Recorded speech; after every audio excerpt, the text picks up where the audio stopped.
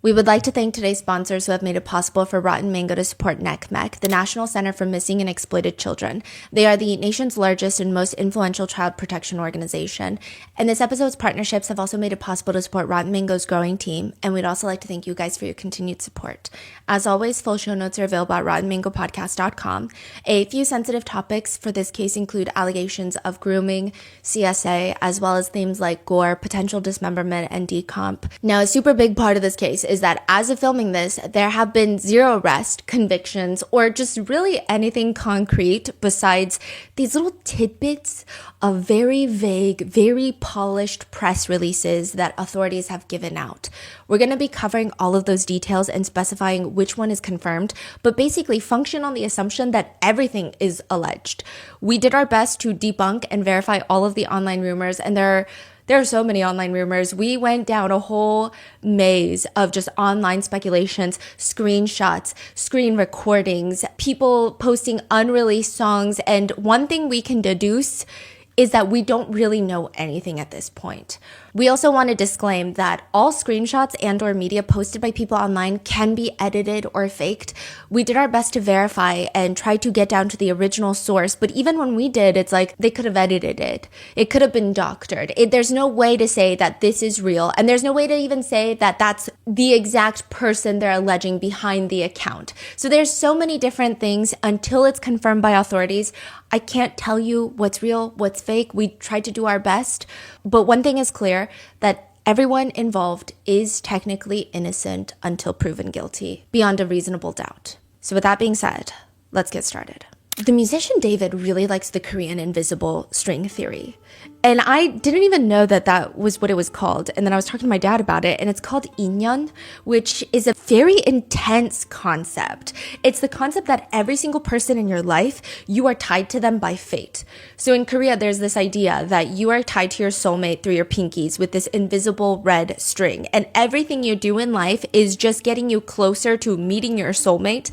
Every single person that you meet on the street is supposed to propel you closer to your soulmate. Unless you fuck it up. Unless you're really mean to a friend and then the string falls off your finger. Some people believe that can happen. Other people say there's no way. You're tied to your soulmate forever.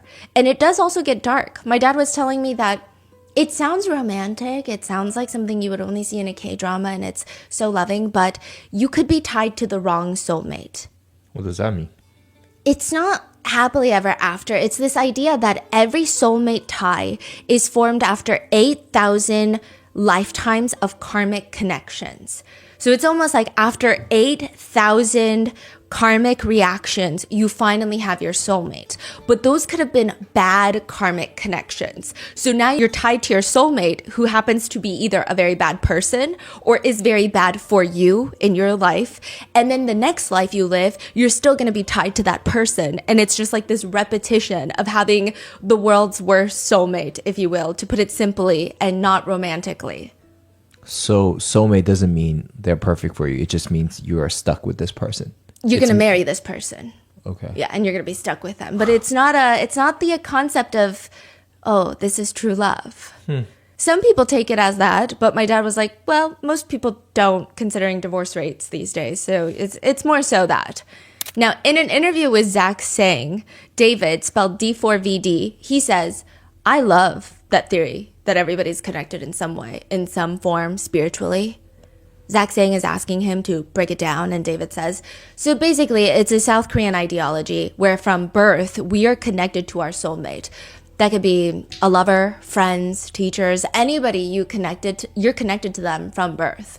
And you're led to them through the course of your life to meet them or interact with them at some point or to help them. They add something to your life. It's almost transactional, but it's like an emotional transaction. You're meant to help this person, or you're meant to learn something from this person. Me and you could have a string. So Zach Sang is asking, so does everybody have a lot of strings? There's so many. Yes, you're connected to so many different people. Interesting. And that connection can either be severed or not severed, depending on who you ask.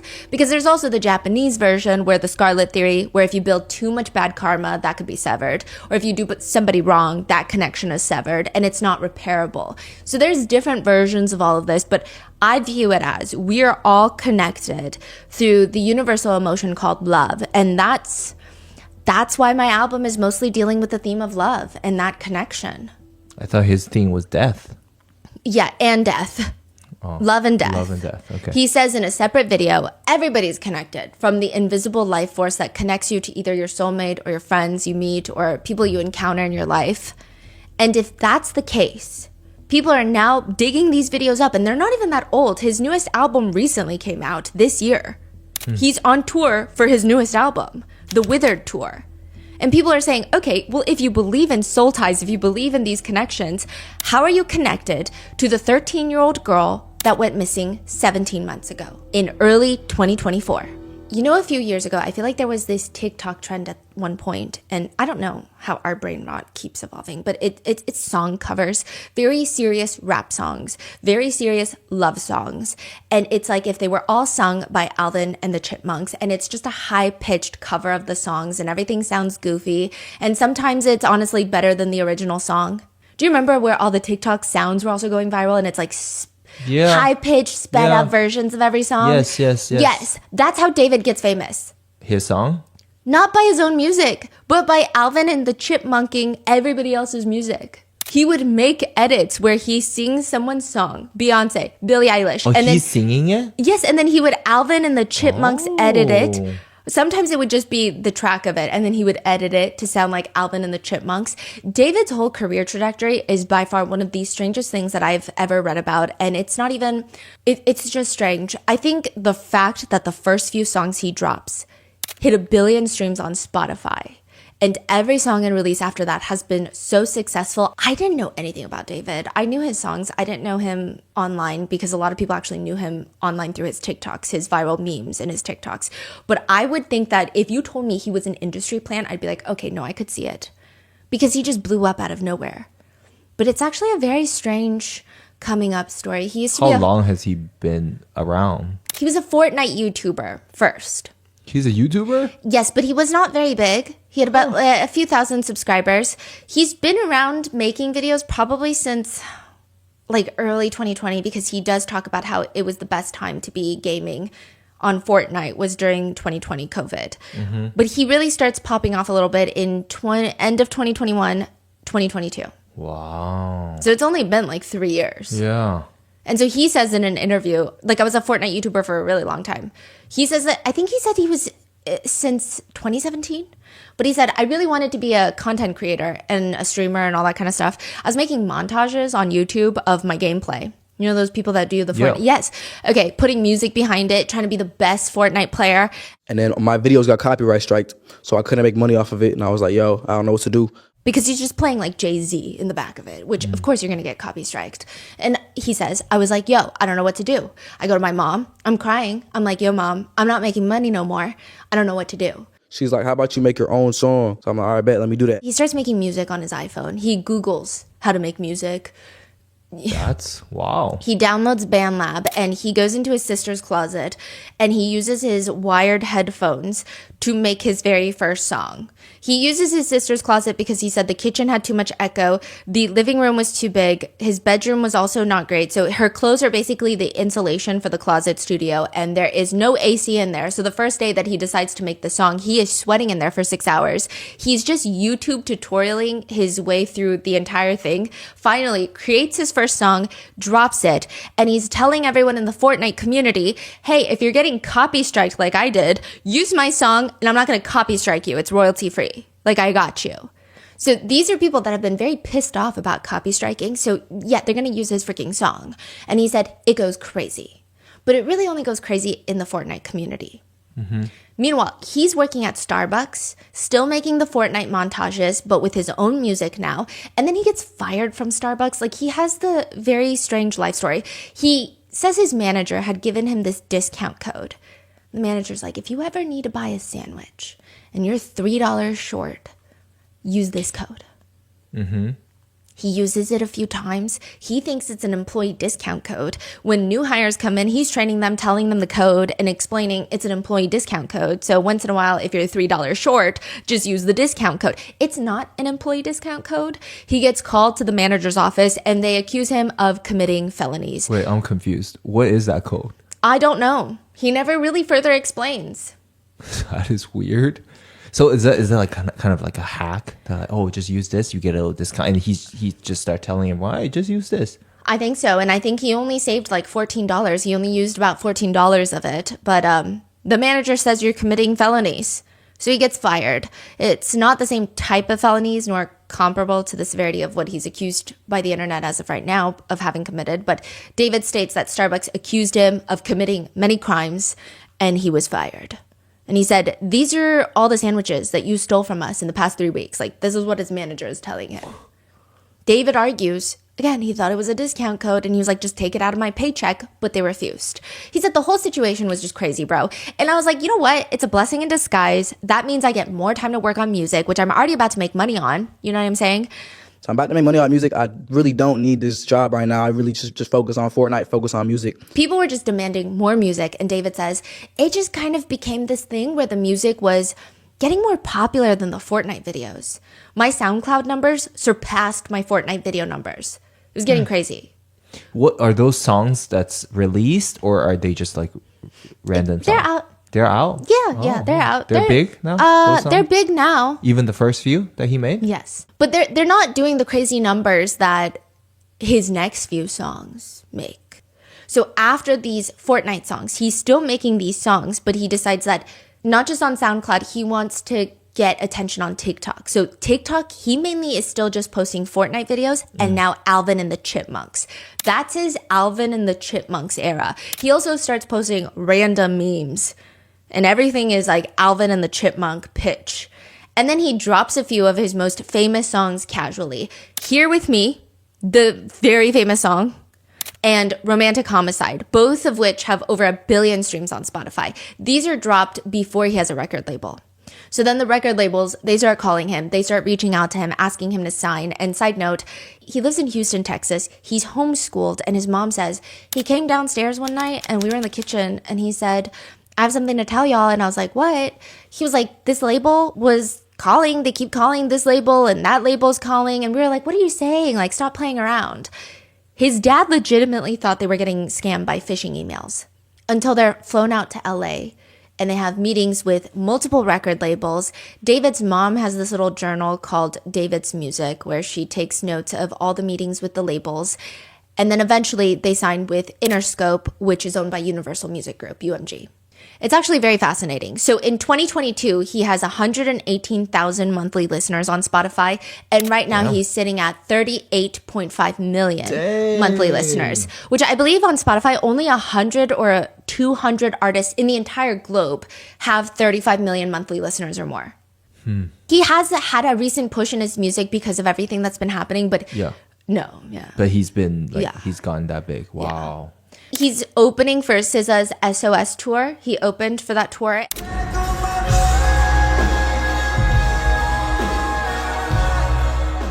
And I do think that a lot of people like to find reasons to hate people who suddenly get famous. And like, again, I'm telling you everything that's happened in the context of that time, not in 2025. This is when he first starts blowing up. So just giving you the context.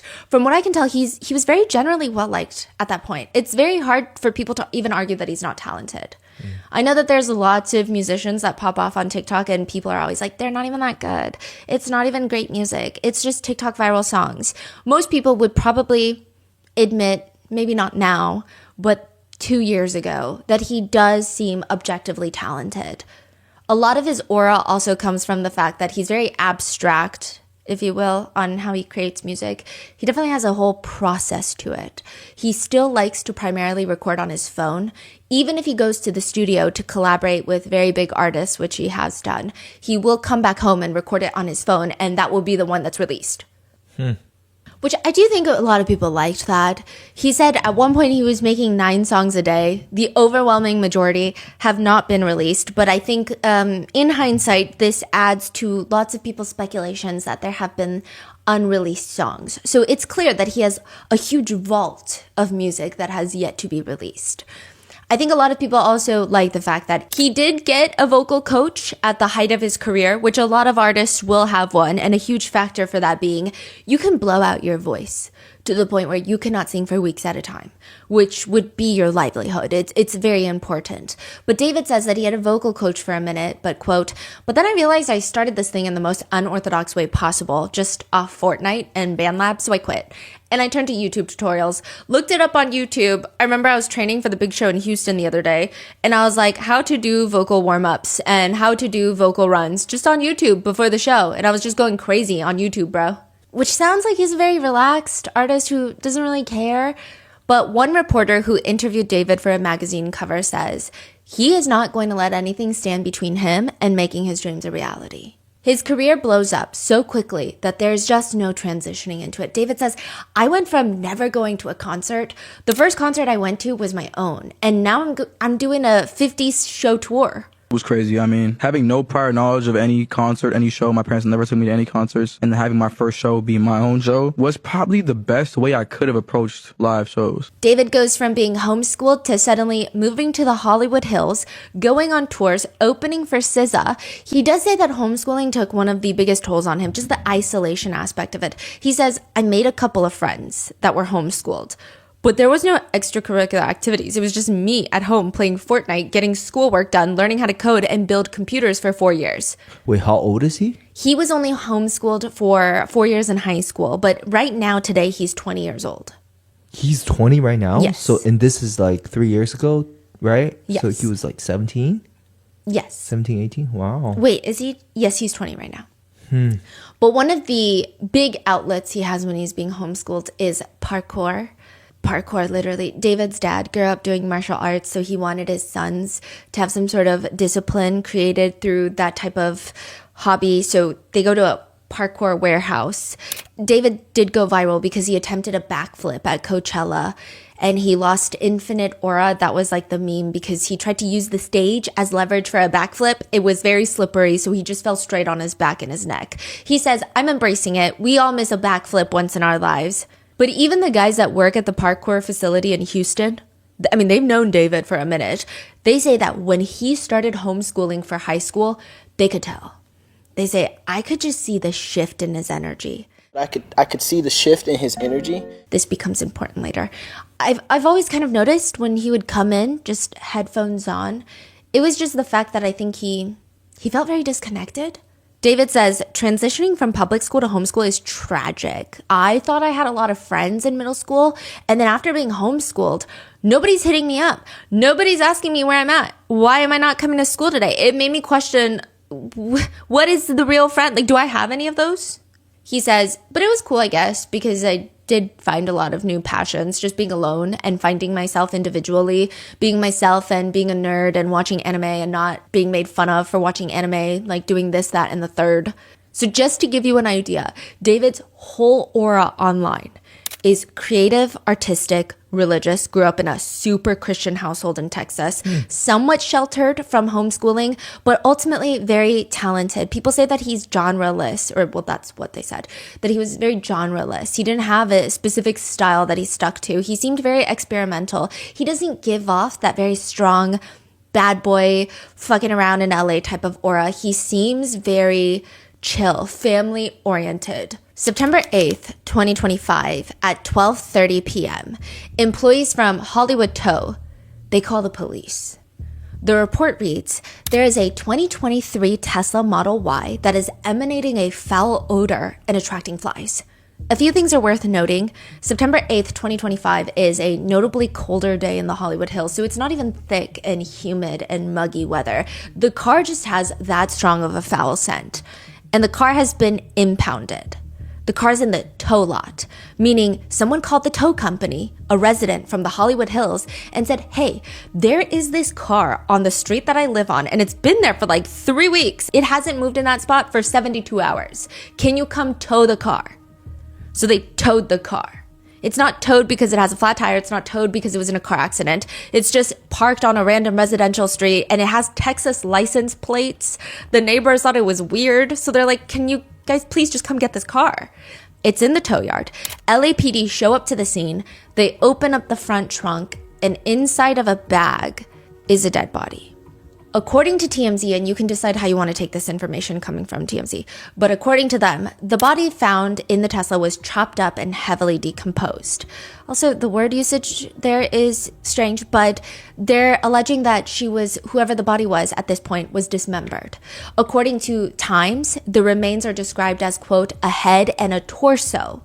Now, the LA Times have since revised that, and they have changed it to, quote, initially the remains have been described as a head and a torso.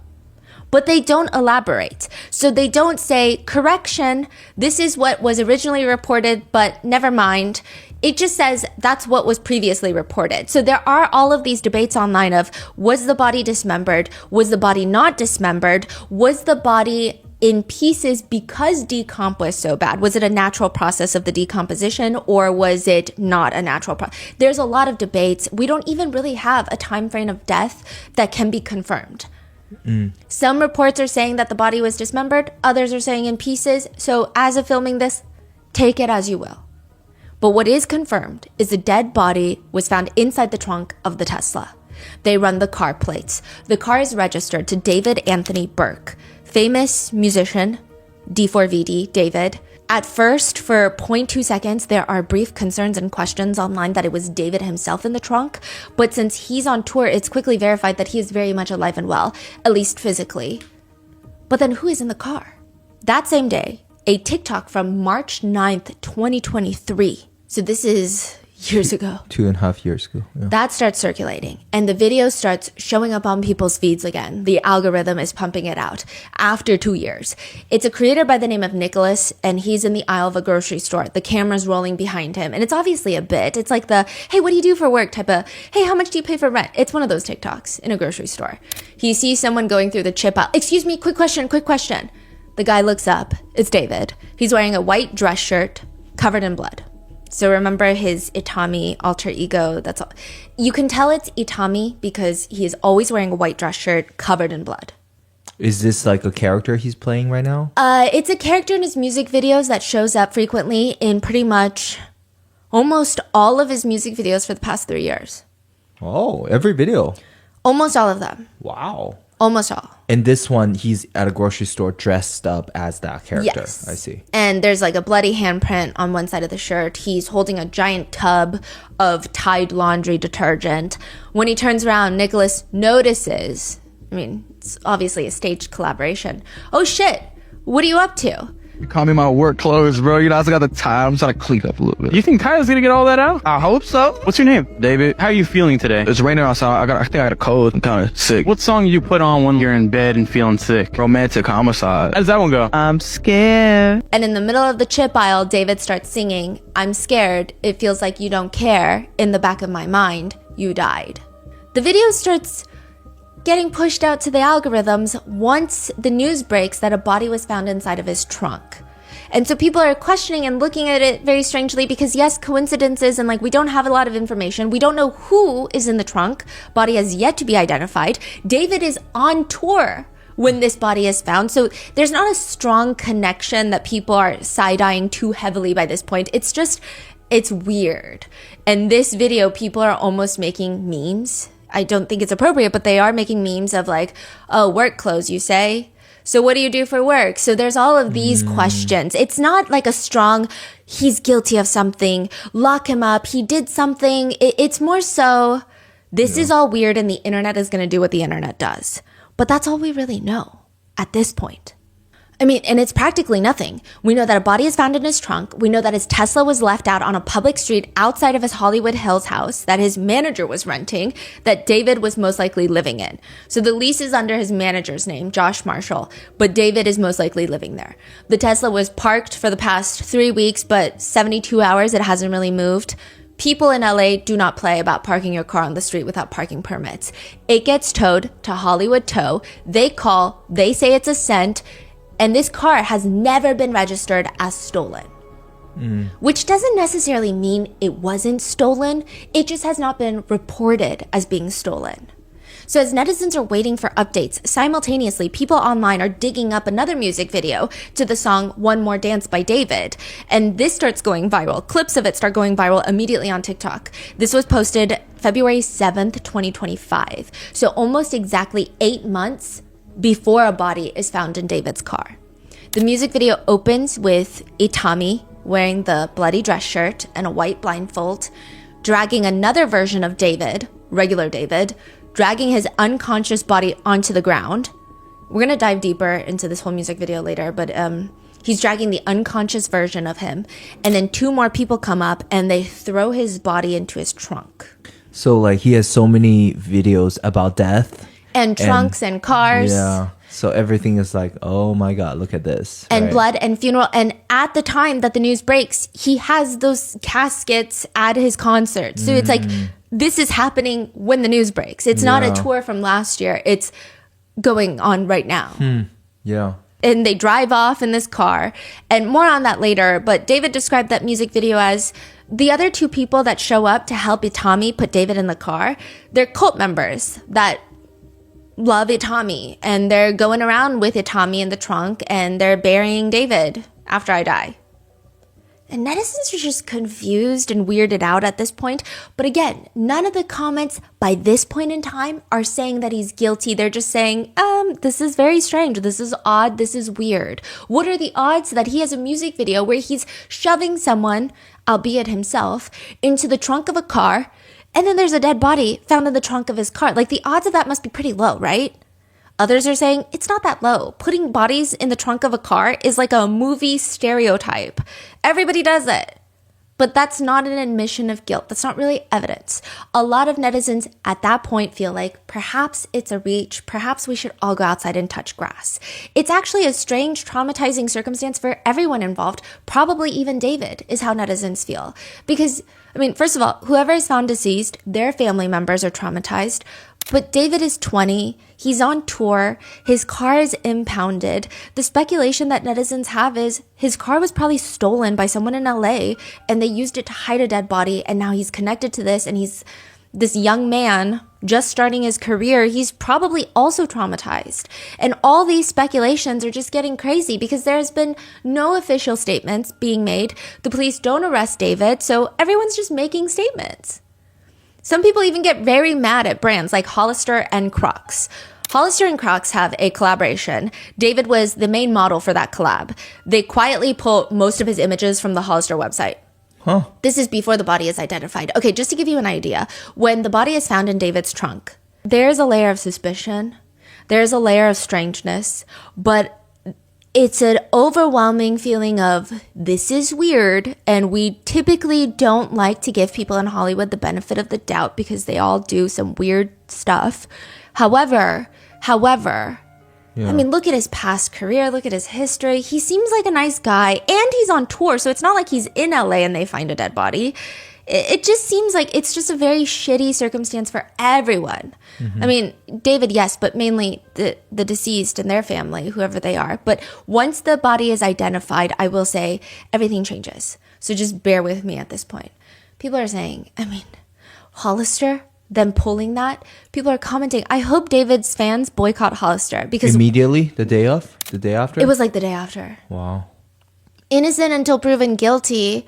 Another comment agrees. I agree. The poor guy is on tour and this happens to him. I mean, it's probably freaky for a 20-year-old to go through. Others are saying, I guess it's good advertising for Hollister because now everyone knows about them. But it's also not good if this guy is completely innocent. No one's going to risk working with them ever again. Eventually, Hollister and Crocs make a statement which reads very plainly, we are aware of this developing story. With respect to the current situation, we have removed the campaign content featuring David while the investigation continues. Again, very vague. News networks are trying to get police to give them more information, trying to reach out to David's camp. All they get is David's spokesperson telling NBC News that the singer has been, quote, informed about what's happened. That makes it sound like he just found out.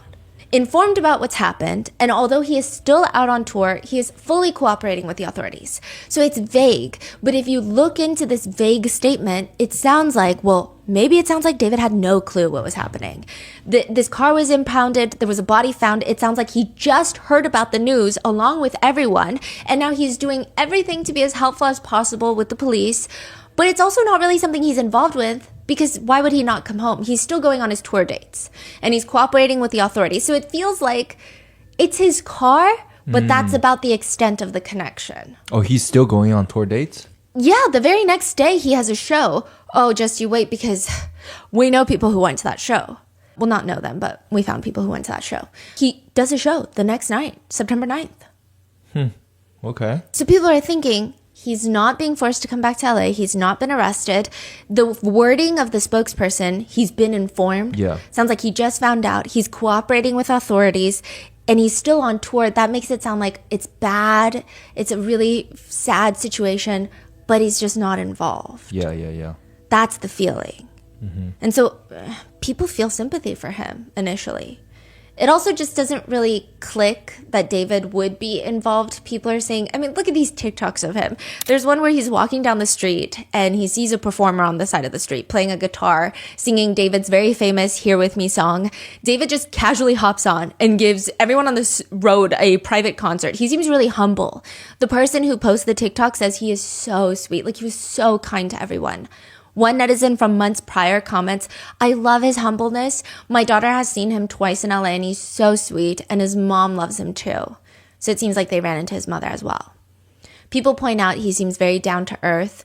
In one interview, he says, I always try to keep a very peaceful aura, approach everybody with peace and love. Even with his concerts, he says, he wants to make it feel like a show. He says, quote, I try my best to sing to them and make it the best experience that they can, because some of these kids, it's their first concert. And I'm surprised that it's my concert that they're going to first. So I try to make everybody feel as important as they need to be. And it's just, it's insane.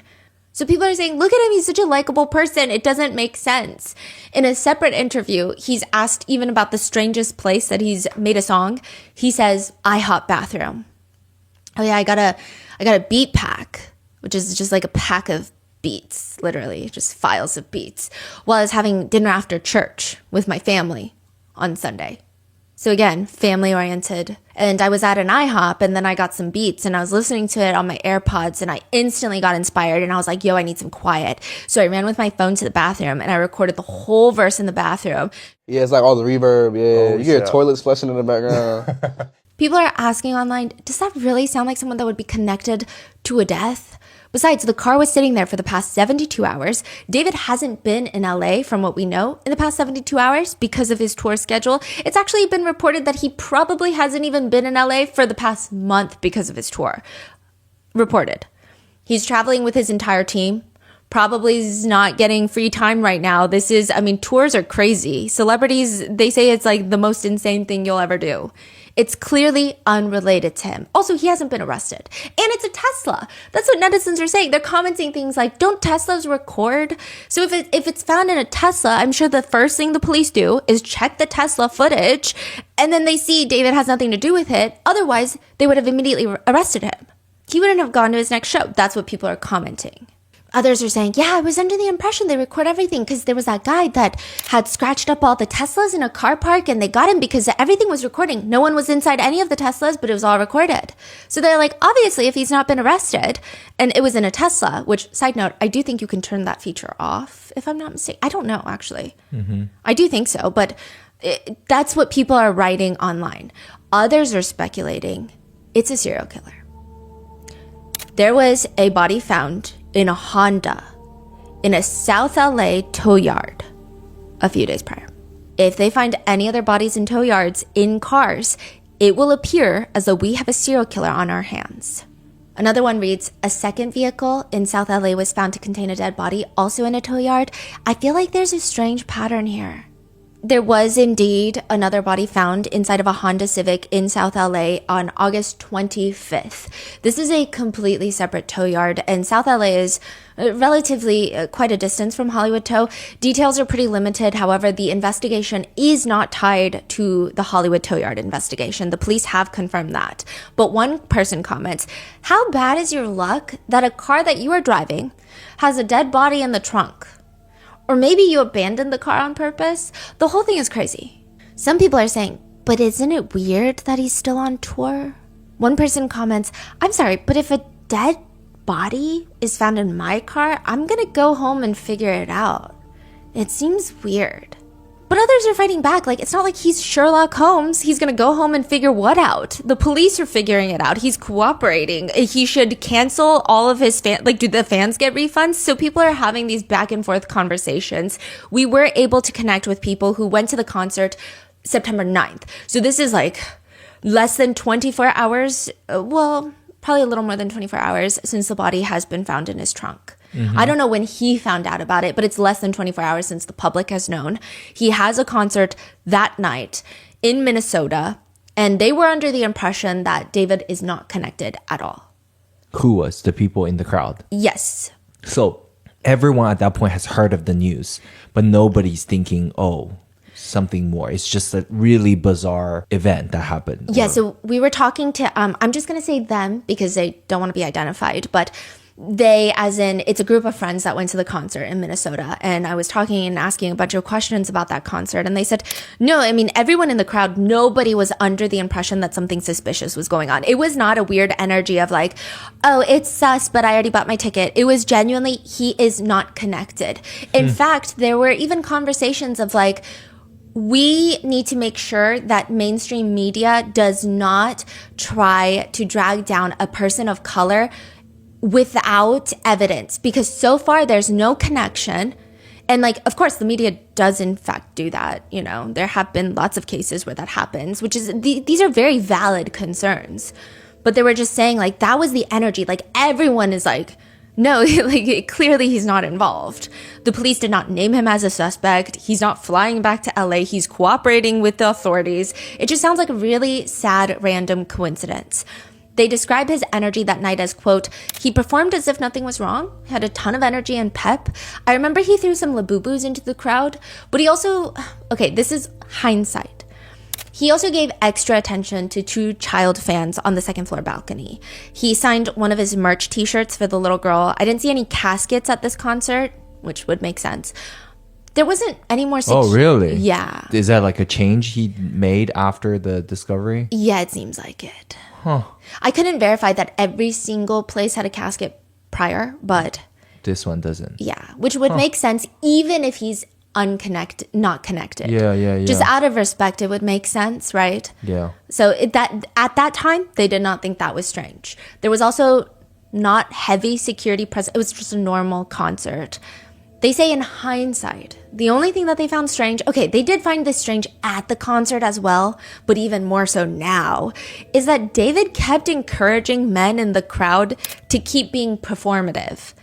But I will say David is chronically online from what it seems, and I do know that that was like a huge conversation recently, like performative men conversation. But he just kept saying, stay performative.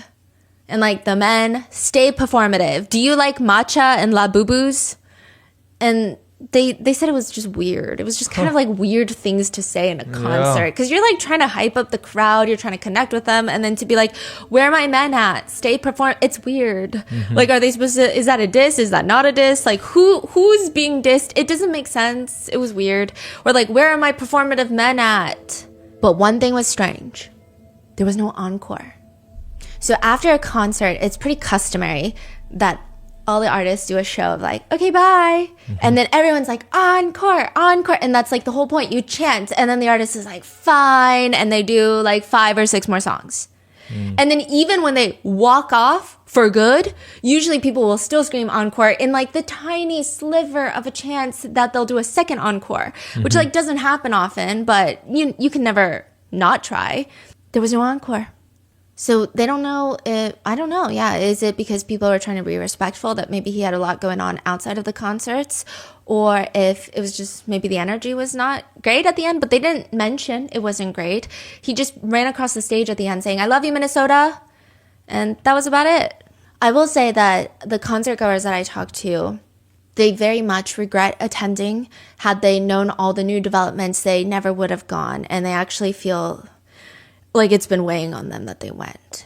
But they do say, genuinely, if you see online people had gone to that concert, you'll see that some people are just dogging on them. And they're saying at that time, you have to realize like it was different at that time because things were developing and they're developing at a quicker pace right now. But at that time, most people, even online, they either didn't know David and they were making memes or they were making jokes, or they knew David and they were like, oh, this is like sad situation all around. And then there were obviously a group of people that were like, this is suspicious, this is strange, but it was not the majority. And the rollout of information is excruciatingly slow. And I don't say that as in the authorities should tell us everything. I actually think it's good when they don't, especially when it protects the integrity of the case. Although I'm not sure that's what's happening here.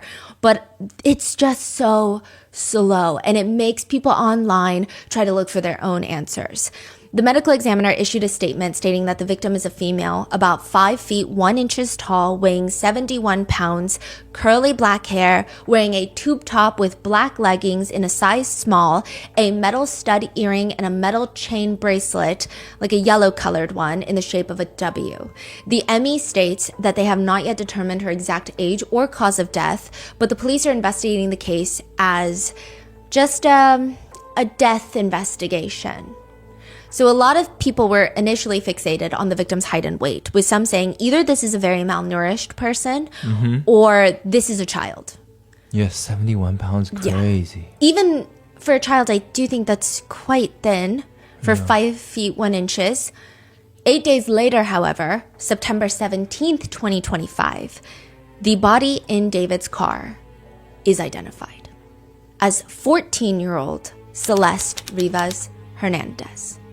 News reports often state that she was 15 years old, but according to the ME reports, she was found severely decomposed on September 8th, 2025. Her birthday is the day before, September 7th. So it is very likely that she would have not made it to her 15th birthday. The ME further states she appears to have been deceased inside the vehicle for an extended period of time before being found. And the timeline is a little hard to piece together. There is a report that states that August 27th, so this is 12 days before Celeste's body is found in the trunk, a report is done where authorities come out to give the car a citation. And they do note a big dent in the rear end of the Tesla. They mark where the Tesla is parked with white chalk to see if it's going to move around. Oh, the car has been sitting there for 12 days? Okay, so it's all very vague. Some neighbors are saying, we've seen that Tesla around for like the past 3 weeks, just kind of they don't necessarily say moving around, but it seems like no one's paying exact attention of where that Tesla is parked every day. So they're like, I feel like we've seen that for about 3 weeks, like that car. Yeah. But it is confirmed that the car had not moved in the past 72 hours because that's when you can tow it. That's why they did the white chalk. They eventually towed the car. But the police came out to write the report. Yes. When was that again? That was 12 days before. So they just report like a big dent. But it's not like immediate. It's not like 72 hours, let me come back. It just seemed like it was, no one had, it didn't seem urgent. Yeah. But then Tesla also have like insane, you can log it. Like, so you can check everything. Yeah. Where has it been? The neighbors say the car has been around, and the medical examiner says the body is decomposed to the point that examiners could not determine age, eye color, and ethnicity.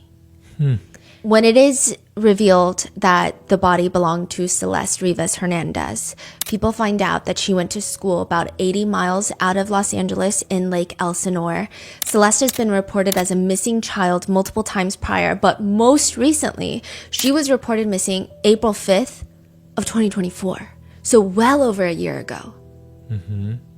But the big question now is, where has Celeste been since April of 2024? How is she connected to David? How did she die?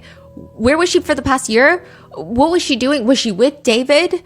The only tidbit of information the public gets once she's been further identified is, some people knew about this information prior to the identification of the body. A lot of reports on TMZ were talking about it, but I think maybe some people take TMZ with many grains of salt, naturally. She does have a tattoo, like tattooed on her right index finger in red ink, which David also has a matching one. The people who are fans of David or wanted to give him the benefit of the doubt before Celeste is identified, when they hear that news, they think it's not the most uncommon tattoo. Rihanna made it popular. So Rihanna had that tattoo. David's a musician. He's probably very much into Rihanna. It just seems like lots of people have that kind of tattoo. Maybe it's like having a butterfly tattoo. It's not the most crazy, insane, unique piece that's ever been done. But comments read, there's only 3 options. This dude needs to change his circle, or he's involved, or he's got too many damn cars. So people are saying either someone in his circle did this, because David was, there's also reports that lots of people had access to the car. That's what the police said. David's crew, probably his camp, his team, everyone had access to most of his vehicles. I'm assuming he's a celebrity. He's on tour.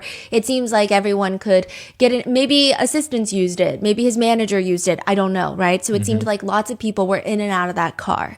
So people are saying either someone in his circle did it, or he's involved, or he has so many cars that are getting lost and stolen and all these weird things are happening. But then, the same day, a tweet starts making the rounds online of the original poster. So this is the original poster of the tweet. They're saying, David Discord chat shows matching name Celeste Rivas Hernandez. Not a good look at all. Looks like some people knew. Basically alleging that yes, the body has been identified. And not only that, there are connections between David and Celeste. They're saying this is not a random link. This is not a random body that's been found inside of David's trunk. This is somebody that he knew, perhaps intimately. And this OP on Twitter, they start posting screenshots of a Discord server. So Discord, if you guys are unfamiliar, it's like a messaging app. People join a server and then you can just like talk to everybody on that server.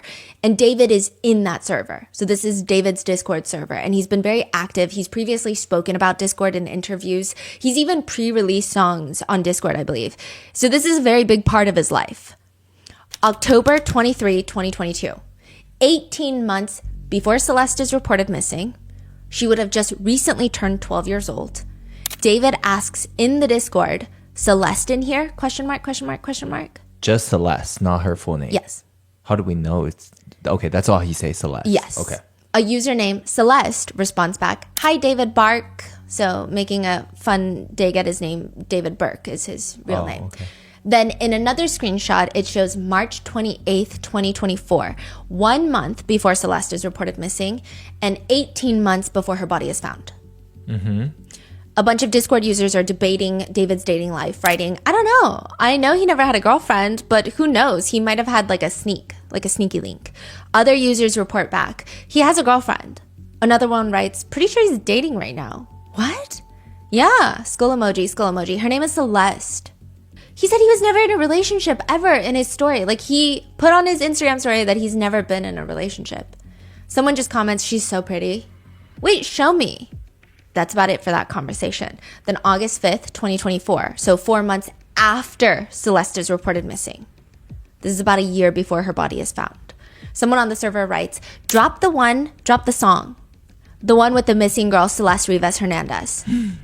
This is a screenshot. So like I said, screenshots can be edited, can be altered, but I would say that most netizens are on the page of this is a legitimate screenshot. Wait, that is crazy. Someone dropped the full name? Yeah. So this is not Who a is random this person? Celeste. Are people trying to find... Can people... I guess you can't really find out on Discord. Yeah, and it's just like there's a lot of Discord drama we're going to get into. Wow. Up until this point, all the other messages seem like they can be explained away. One easy explanation would be there's more than one Celeste, which is later evident, but we will get to that.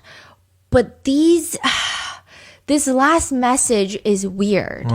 The original poster to all of this goes pretty viral, which a good chunk of people are accusing him of faking these screenshots. So he goes to screen record the Discord chat logs to prove that it's not photoshopped, which I guess he's either a master photoshopper or these are real chat logs that indeed did happen on a server. But that's not even the part that netizens find weird. The part that people find suspicious is right after he releases all of this on X, he posts another screenshot. He's been kicked from the Discord server. He writes, yeah, so I screen capped every username and ID, sent it to the authorities. Can't post them on here since I don't want to get sued for defamation or doxing them. Then another TikTok starts going through everyone's algorithms, which appears to be David in a parking lot getting out of his black Tesla with a caption, David photographed an area where the victim lived. I will say we have no clue where this picture was taken with 100% accuracy. We don't have metadata for the picture. It could be in Lake Elsinore. It could be in Kentucky. Some netizens have taken to Google Maps to geolocate the exact location. And if I had to make a judgment, a personal opinion, it does appear that he was in Lake Elsinore. And if netizens geolocation spot very well, that picture was allegedly taken really close, about a 6-minute walk from where Celeste Rivas Hernandez lives. What kind of photo is it? Like, It's just him in a parking lot talking to another kid. someone sneakily took a photo, or is it like a post photo? No, it's like someone's. I don't think they sneaky, but it's not posed. Oh, someone just snapped a Yeah. photo. Like, here's David. Probably like a Snapchat photo of like, oh my God, Look at David. David's in our town. Right. Okay. And Lake Elsinore is a pretty small town. I mean, we lived in LA for almost a decade. I've never really heard of Lake Elsinore. So it's not, I wouldn't say it's like a destination everyone goes. If you're like, he was spotted in West Hollywood, it's kind of, oh, well, there could be lots of reasons for that. I don't know if that's a coincidence. But people thought that was very strange. That coupled with Celeste's mother told TMZ that Celeste had a boyfriend named David. So Celeste's whole family has been very quiet about this entire case. I would expect that they are working, hopefully, very closely with law enforcement, but there are other speculations and rumors of why they've been so silent online. But Celeste's mother has spoken to TMZ, and she stated that Celeste had a boyfriend named David, and that Celeste had been missing for more than a year. And all of this added together is definitely not making David appear like he has no connection. I'm not saying he's guilty. I would not be able to know such a thing, but it appears he's connected, in my opinion. And it feels like by this point, every 3 minutes, a new video starts going viral. This one is taken in a classroom. Celeste's alleged former teacher is in a class with his students. He's a science teacher. Out of nowhere, and someone's like sneaky recording this, one of the students. He takes out his phone, busts it out, and tells his students that he used to teach Celeste. It's like a little strange. I don't think he knew one of his students was recording him, but he's like, that's her in my classroom in front of this poster right here. When I taught her, she met this dude on social media. He was a rapper in LA. He came and got her. She ran away from home. She was gone for like a month. The cops found her in Hollywood, brought her back to our school. She came back to our school, kind of told people this story. She disappeared again in May of that year, May of 2024. That's when her friends told me what happened, that it was this rapper. And then I found out yesterday that she's now dead in that rapper's car, cut into pieces. You want to know how they met? I feel like I just said it. Social media. This is legit. A legit video of a teacher talking? Yes. TMZ has reached out to the teacher, who told them that she was frequently absent from school. He didn't really know anything else about her home life, but he was just telling his students this as a cautionary tale to be careful of who you talk to on social media. Wow. Which there's drama with the teacher. Some people say he looks way too excited to be sharing this story that he knows Celeste. Some people think it's a cautionary tale. It's a whole mess. But that's ultimately the important thing of that. But that's crazy. Wow. How do you explain that? Yeah. And while all of this is going viral, you have almost complete radio silence from those that are actually connected to this case, which is understandable, but it definitely doesn't help the growing mountain of speculations. The only statements Celeste's family have made since the recording of this video are from her GoFundMe page, which read, as many of you know, Celeste Rivas Hernandez has been identified as the body found last week. She was a beloved daughter, sister, cousin, and friend. Her family is heartbroken and devastated by this tragic loss. They are seeking help to lay her body to rest. Any funds you are able to donate are greatly appreciated. Signed, the Rivas Hernandez family. Their original goal was $20,000, and they have since surpassed it. There have been unconfirmed statements by the family, such as another tweet goes viral. An Instagram account was created in 2020. So this is confirmed that this Instagram account was created in 2020, but we don't know who is behind this Instagram account. Apparently, David follows this Instagram account. It's like a private account, no pictures, barely any followers. It's like a random account. The allegation being that this account belongs to Celeste's brother, Matthew, who's 18. So this is allegedly Celeste's brother. Someone DM'd Celeste's alleged brother asking, dude, why does David follow you? All respect to your sister, and I hate how shitty people are being. Was it really him? Jesus. All love, man. Celeste's alleged brother, alleged real account, responds, yes, it was him, because he found my account out of nowhere and he followed me. I guess the insinuation being that David wanted to keep tabs on Celeste's family members to make sure that he knew what they were saying about what was going on, considering Celeste has been considered missing. The DMs continue. Well, he has it coming. That's wild. Just randomly. Did you ever even talk to him? Celeste's alleged brother responds, I met him once in person. Did you and your family know of your sister being with him? Like, was she living with him? All this shit is so confusing and disgusting. I knew and went to the police about it, but lack of evidence, so it's waved off. Bullshit. And now that there's like 1,000 people backing you up and it's not going to happen again, but if they had listened, basically saying shit to the cops. Even then, they don't do anything. They haven't done anything towards him. That's how it is with celebrities. Just look at Diddy. They don't do shit. I know, it sucks. Fucking crazy. People suffer for it. How long has she been gone? Dead? 2 weeks. Damn, that soon? People have been saying like a month. The dude's a weirdo. His songs all have weird messages and imagery. What do you think happened? Like he just didn't want her to expose him being with her? I don't know. Damn, was your sister in love with him and choosing to stay? I'm guessing it was all him just manipulating her. Yeah, she was always saying that he was waiting until she was 18 to get married and stuff like that. Fucking sick. What's crazy is all these people in his circle who knew and didn't say shit. I saw one guy got sued by him. Oh yeah, okay, so this is the whole thing. I'm sure you would have been too if you kept pushing. Dog, what? I never knew that. My sister wouldn't say anything, ever. Dude, there's so much in that Discord that he has. What the fuck? What There's a Discord? The person allegedly talking to allegedly Celeste's brother sends screenshots of Discord conversations, and Celeste's alleged brother writes back, what the fuck? No way, dude. Please send me more if you know, dude. Dude, I never knew this shit. I wish I had known. I could have used this. I don't even have Discord.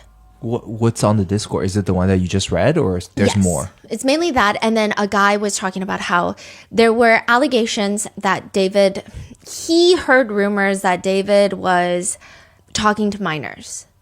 And he had said something about it, and David threatened to sue him for defamation. And David even talked about it on his Discord, allegedly, where he wrote, like, he's about to owe me $30,000 for the defamation lawsuit.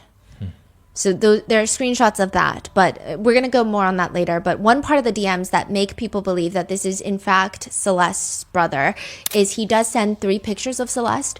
Technically, they could be pulled online. Technically, this could be Celeste's friend from school who found these pictures.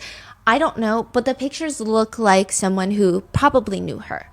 But we have no clue if this is Celeste's brother, and if this conversation is real, and if it's even taken place. So far, the only confirmed statements that the brother has made as of filming this is he has apparently told NBC LA that Celeste's family are grieving and are aware of the singer David, and that Celeste knew David. He just gives one statement that says she was on her way to see a movie with him but never returned.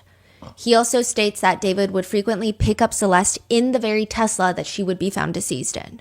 Oh, so the whole family is pointing finger at David directly. Seems like it, yes. By these statements. Wow. Yes. And another statement to NBC News states that Celeste's 18-year-old brother says the family is struggling and, quote, I'm just trying to stay positive. I'm just trying to move forward. My mom's grieving real bad. My dad's grieving real bad. Celeste also has a sister. Now, this is, again, unconfirmed, but it has been widely accepted that Celeste's sister seems to have reactivated Celeste's old Instagram account, renamed it to Justice for Celeste, posted a few stories.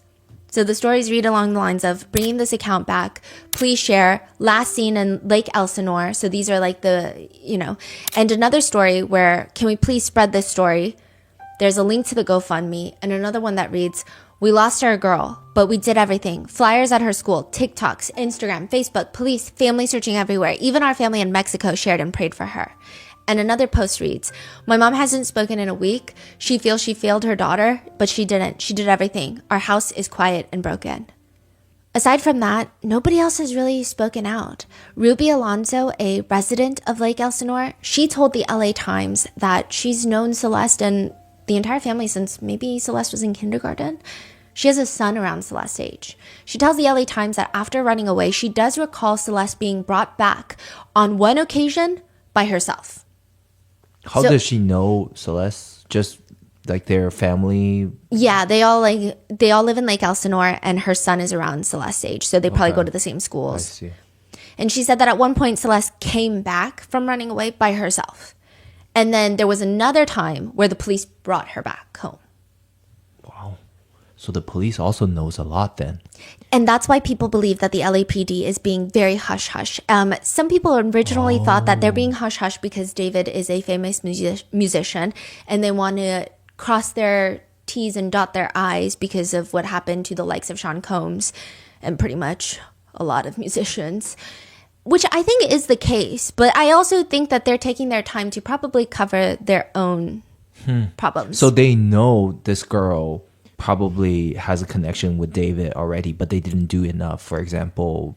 Yes. And a big topic of the conversation is, had this 14-year-old girl been white, the whole town would have been flipped upside down. Especially a person of color. A black man would have been arrested without a body, without anything really, just any vague connection. They might have arrested him already. So there's that conversation, as well as the fact that, I mean, this is in Los Angeles. She's Latina and they come from a not so well socioeconomic background. And it's just the reoccurring conversation of, in LA, the backbone of LA is the Latino community, and yet when something happens to them, the police don't care. So there have been lots of big discourse that I think the police are trying to make us shut up, basically. I see. Yes. And the teacher even said that Celeste was brought back from Hollywood. If that's the case, who knows how much the police know? From Hollywood is a very, very specific statement to make. Not just brought back from LA. Yeah. It's like, it's weird. Yeah. Ultimately, Ruby, the neighbor, says she deserves justice. It's just so sad. She was studious, a hard worker, and intelligent. Another resident, the Nadaf family, they own Del Lago Spirits, which is a business that's been in the area for the past 11 years. He tells the LA Times that March 19th, so this was in 2024, almost 2 years ago. No, like a year and a half ago. Celeste's sister came in to ask for footage. This is a month before she's last seen, and he pulls CCTV footage where at 7 a.m., a young little girl is seen walking down the street by herself. He says he believes that that's Celeste. And he believes that she got into a car down the street from the store, but she walked out of frame, so he can't see the car, he can't be certain, but he thinks that this is Celeste. He states the police have not contacted him for this video, but he does remember Celeste. She and her friends would stop by to buy some snacks here and there, and he says, she was always so quiet, shy, just a sweet child. I feel a connection to the community, and it's just so heartbreaking to see this. But none of the statements really answer any questions. As for David's side, there was that brief statement that David was made aware he's cooperating with the authorities, but that statement was before the body has been identified. Because after that, he cancels most of his tour dates. And nothing, radio silence. All we know is that he has retained an attorney. Now, I will say retaining an attorney in a situation like this, even if he is innocent, would not be suspicious. I think that that would be the smart thing to do. But people think it's weird that he canceled his tour dates after the body is identified. So when the body is found in his trunk, that seems like the appropriate time. That's when the shock is happening. Everyone's like, wait, what do you mean? And even though people did not think that he was guilty right off the bat, that seems like the time that you would cancel the tour dates.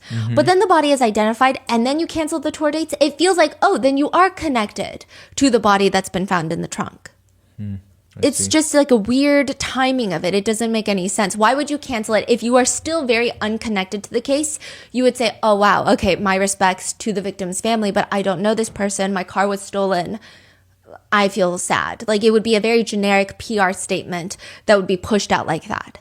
But that's not what happens. Others are confused by the fact that he did not report his car stolen. There's actually a lot of arguments about whether or not car being reported stolen is a big factor in presumed guilt. Some people think that David is rich now. He's on tour. He's busy. He's 20. He's not worried about one of his Teslas going missing. He's probably not keeping up with his belongings like that. Others are saying it's kind of odd that he never reported it stolen. I bet it's him or someone close to him. I doubt a robber or a stranger just took someone's car, let alone a Tesla that everyone knows records, to leave a body in. It's weird. The chances are higher it's him or someone who he knows or works for him. Another person comments, that's what I think. I think it's someone I don't think he knew. I think it's someone that works for him. If they had something on him, he would have been detained. Netizens' grip on the presumption of innocence is getting weaker every hour that this progresses. A search warrant is executed inside David's Hollywood Hills house for several hours, close to 12 hours. The yellow tape goes up. Ton of unmarked police vehicles just parked all around the street. Neighbors report seeing about a dozen officers, law enforcement officers, working in there, combing through the house. Authorities are seen walking out with evidence bags, electronics. The police say that the search warrant, several items of evidence were recovered and will be analyzed by detectives in the coming days. This is an ongoing investigation. Investigators are following up on several leads, which is one of the most vague statements known to mankind. That I think it has to be a skill to give a statement like that.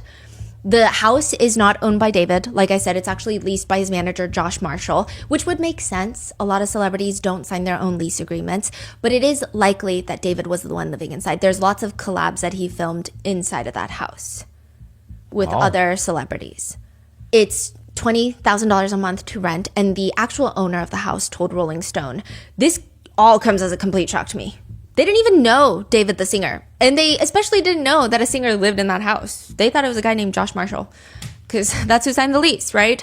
But they said, until then, I had no idea anything had happened at the house or what was going on with David and the missing girl. I never knew David, and I wasn't aware that he ever even lived in the house." TMZ reports that LAPD had a specific division out at the house that primarily work on finding trace amounts of blood. It's like the luminol squad. They report that they were luminol testing for blood in his house everywhere that you would expect, but also including drains. So this is it's TMZ. They used law enforcement sources that are not identified. And again, it's TMZ. So it's hard to say how accurate this information is. But I think this is what causes everyone to believe that she has been dismembered. There is no concrete proof as of right now because the wording has been consistently changed. Some notable outlets will say that it was just a head and torso found in the trunk, which then others are saying, no, it was her, but in pieces. So it's all over the place. But I think that this drain checking for blood adds to the dismemberment theory that netizens have. So they were looking, but they don't know were disclosed? Yes. And technically, as of right now, her manner of death on her medical report is listed as deferred. So that means to be determined, not a homicide. That doesn't necessarily mean anything. That doesn't really mean much. And we'll get into theories of what the cause of death could be if it's something like deferred. But the investigators seem to be operating as if they're investigating a homicide, even though they consistently keep saying it's a death investigation. The investigation is being led by the LAPD Robbery and Homicide Division as a death investigation. They executed a search warrant. The LAPD chief states, "We have a lot of resources dedicated to bringing to a conclusion, but to go beyond what's already been made public would be inappropriate." As for whether LAPD are looking into David and Celeste potentially having a relationship, he says, whenever you investigate a homicide, and this was crazy because I was talking to the RM team about this last night, and my husband was like, "Oh, a homicide. So it is a homicide investigation." Yeah. Because we were just reading through it so quick, we didn't even catch it. Yeah, because this is the whole thing. Everyone's like saying deferred. Like you guys are saying, not sure. I don't know. But then the guy literally goes homicide. Yeah. I think it was like one of those things where everyone's like, it's definitely a homicide because in a trunk. But then for him to just straight out say it, it was like the only confirmation that we've gotten so far. Because so far it's a death investigation. Yeah. Everything's so close to them. Whenever you investigate a homicide, the detectives look at all of the associated issues as well. And in this case, that's something that they would be looking at. So it's just very vague. While authorities have been searching David's house, the internet has been collectively searching his very extensive digital footprint. And it's bad. I mean, I think we've all seen the viral clips of another musician, Young Thug, in court just jamming out to his song that's playing in the courtroom because the prosecutors have admitted it into evidence. They're using his lyrics as evidence, and he's just like vibing in the courtroom. He's enjoying himself so much. Later, the judge recites the lyrics. Hey, this, that slime shit. Hey, YSL shit. Hey, killing 12 shit. Hey, fuck a jail shit. Hey, cooking white brick. I'm not new to this. Hey. I'm so true to this. Hey, I can put up a whole slime of 100 licks. Slimer gets slimed. It's that slime shit. Which was supposed to prove RICO, Also, the prosecutors admitted his lyrics, quote, "I never killed anybody, but I got something to do with that body," to try and show that Young Thug was engaged in criminal gang activity. The whole thing was a mess, but it was very important because people are now concerned that this is going to become more and more common. Lyrics or social media posts or memes becoming evidence in the court of justice. Others are saying it makes sense because there is truth to art that these musicians create. I don't know how that applies because I feel like lots of authors, lots of film directors should be locked up in jail if that's the case. But the whole internet does pretty much think that David has been confessing to everything in his music. One of David's most popular songs is Here With Me. The music video premiered November 23rd, 2022, and it shows David in a blindfold washing ashore on a beach. So blindfold is typically associated with Itami, but at this point, Itami is like not a known well figure in his music universe. He washes ashore and all he can think about is this girl. She has curly hair. Lots of people say she looks just like the victim Celeste.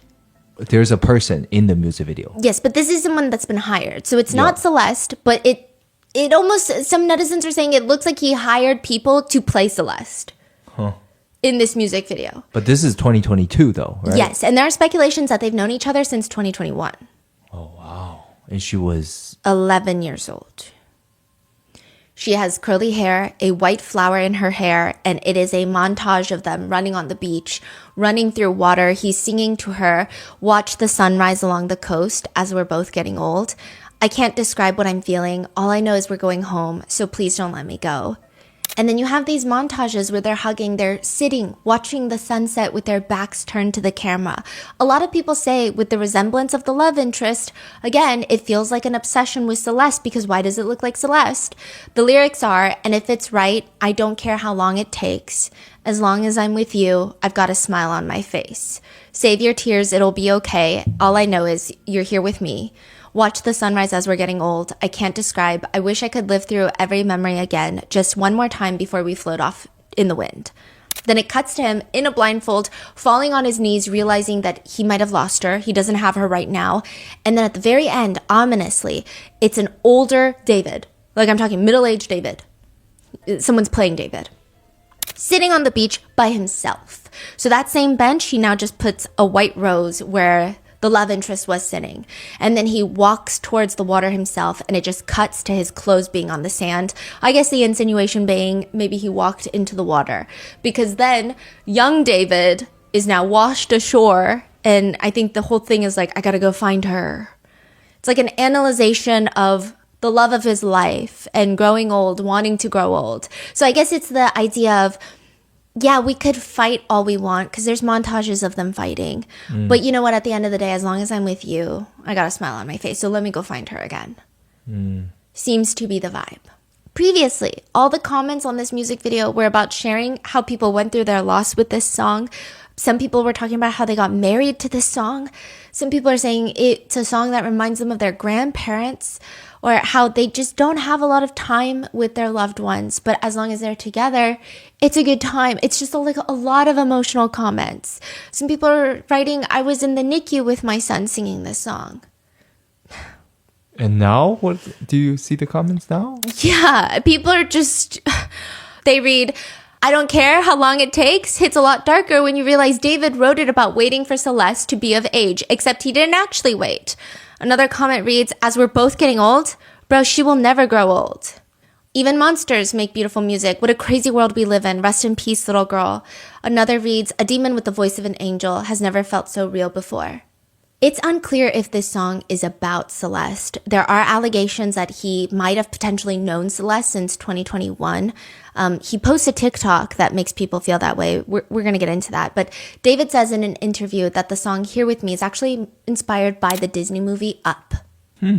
He says, "I was watching the movie and I got really inspired by Carl and Ellie's kind of relationship and their story and how Ellie dies and Carl has to go to Paradise Falls by himself. I got inspired by that and I was like, okay, what if I wrote about their relationship, but Ellie stayed alive?" And I went to the closet. I was like thinking about Carl and Ellie, and I was like, all right, bet I got to think about a relationship as a really old dude and a really old grandma kind of, you know what I'm saying, relationship. I made this really beautiful ballad called Here With Me, and I kept it in the vault. I was like, okay, this is really good. This is one of my best songs. But I had anxiety, and I didn't want to put it out immediately.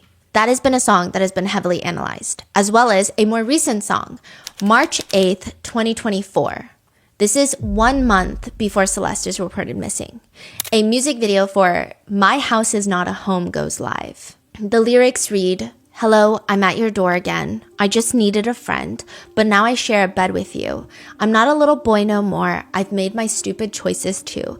Tell my mother I'm sorry. Tell my father just the same. Tell my sister that her brother might have, well, gone insane. You didn't want to fall in love. You're looking out for yourself now. It's starting to piss me off.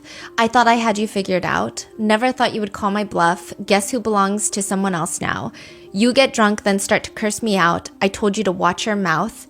That's exactly what my mother would warn me about. I know you're better off alone, babe. I could fix you, but I won't."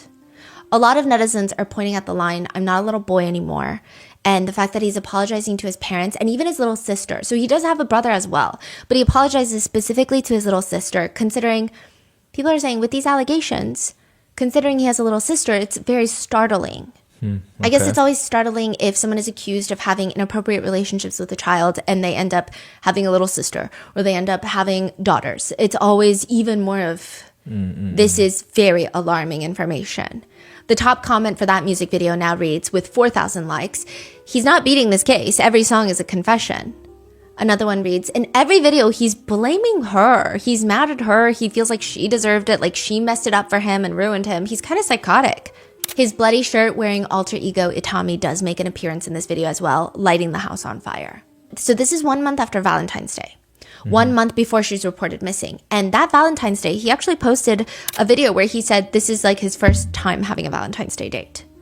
So people think it could be Celeste. We don't know who. He never said anything. No. Okay. David does release a few songs around that time, like 5 days before Valentine's Day. Another song is dropped called Leave Her. Notable lyrics netizens have obsessed over include, "You call me at like 2. I can't sleep. How about you? You want me to come through. I found peace without you. You want what you can't have, but it's my fault. I bought it for you. I can't stop falling for her. Did what she want me to, but I still leave her." David says that this song is actually about one of his friends' relationships that he observed, how there was a very big power imbalance. The guy loved the girl way more than she loved him, and that ultimately led them to break up. The same day, he drops another song called 2016. Notable lyrics people have been commenting on read, "I'm not the same kid I was in 2016. I was young, I was dumb, now I overthink things.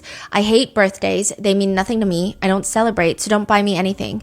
I don't deserve it, I'm bleeding out on purpose. I didn't care what you said when I was a kid, but you try to ruin my life 1,000 times, but now look at you." David does an interview where he says that this song is to break out of his relationship-driven music so far, and it's like the grungy, gritty, growing up punk rock feeling, which you can hear in the song.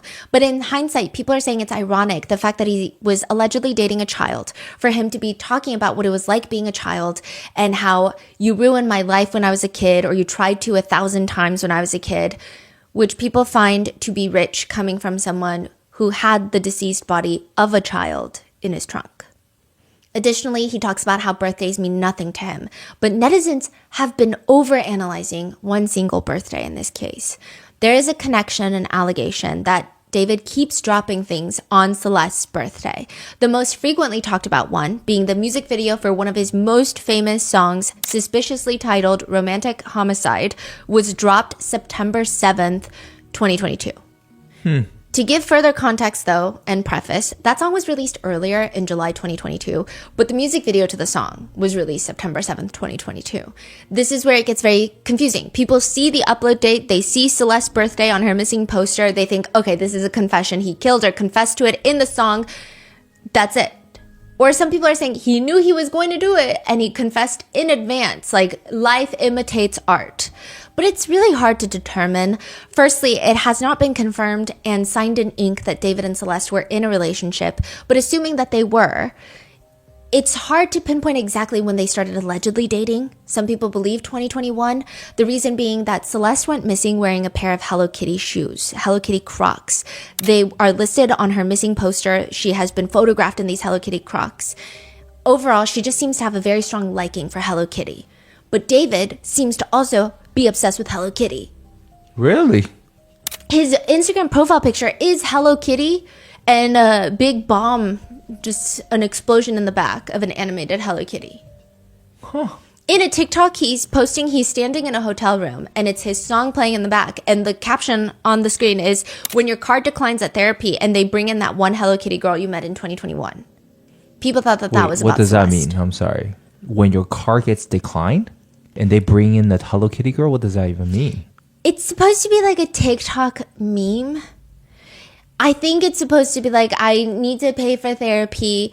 My card is getting declined, but they bring in the Hello Kitty girl, and now you like really need therapy. You're like on your knees. Is the vibe. Okay. But the most important part is Hello Kitty girl that he meets in 2021. You see him fall to his knees before face planting onto the hotel floor, and it's his song, I Can't Stop Falling for Her. This is posted February 7th of 2024, so just like a few months before Celeste is reported missing. What's important, though, is in it, he's wearing a Hello Kitty keychain around his pants belt buckle. One of Celeste's friends leaked a photo that Celeste had allegedly sent her. There's no faces. You just see, it's like if you were to hold your phone pointing to the floor and then take a picture. So you see allegedly Celeste pants and Hello Kitty Crocs, the same one that she's been photographed in. And then you see David in the same outfit, allegedly David, and she's kind of tugging on the Hello Kitty keychain that's attached to his belt loop. Oh, that's a photo that Yes. you've seen Yes. too. And that matches David's Hello Kitty keychain. And the outfit that he's wearing in this TikTok. Oh. And they match the shoes that Celeste was seen wearing and had gone missing in. And that's the photo that was leaked by a friend. Yes. And you haven't seen that photo from anywhere else. So Yes. this is like a legitimate photo from a source. Yes, but to say that it is 100% Celeste is hard.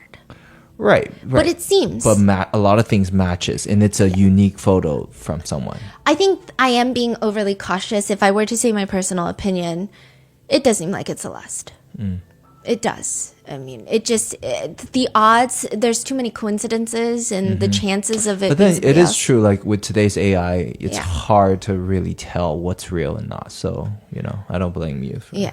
Now, one TikTok David reposts are two people getting married, and everything is covered in Hello Kitty. It looks like a wedding in Japan. And the words are, "This is me and my future wife, if you even care."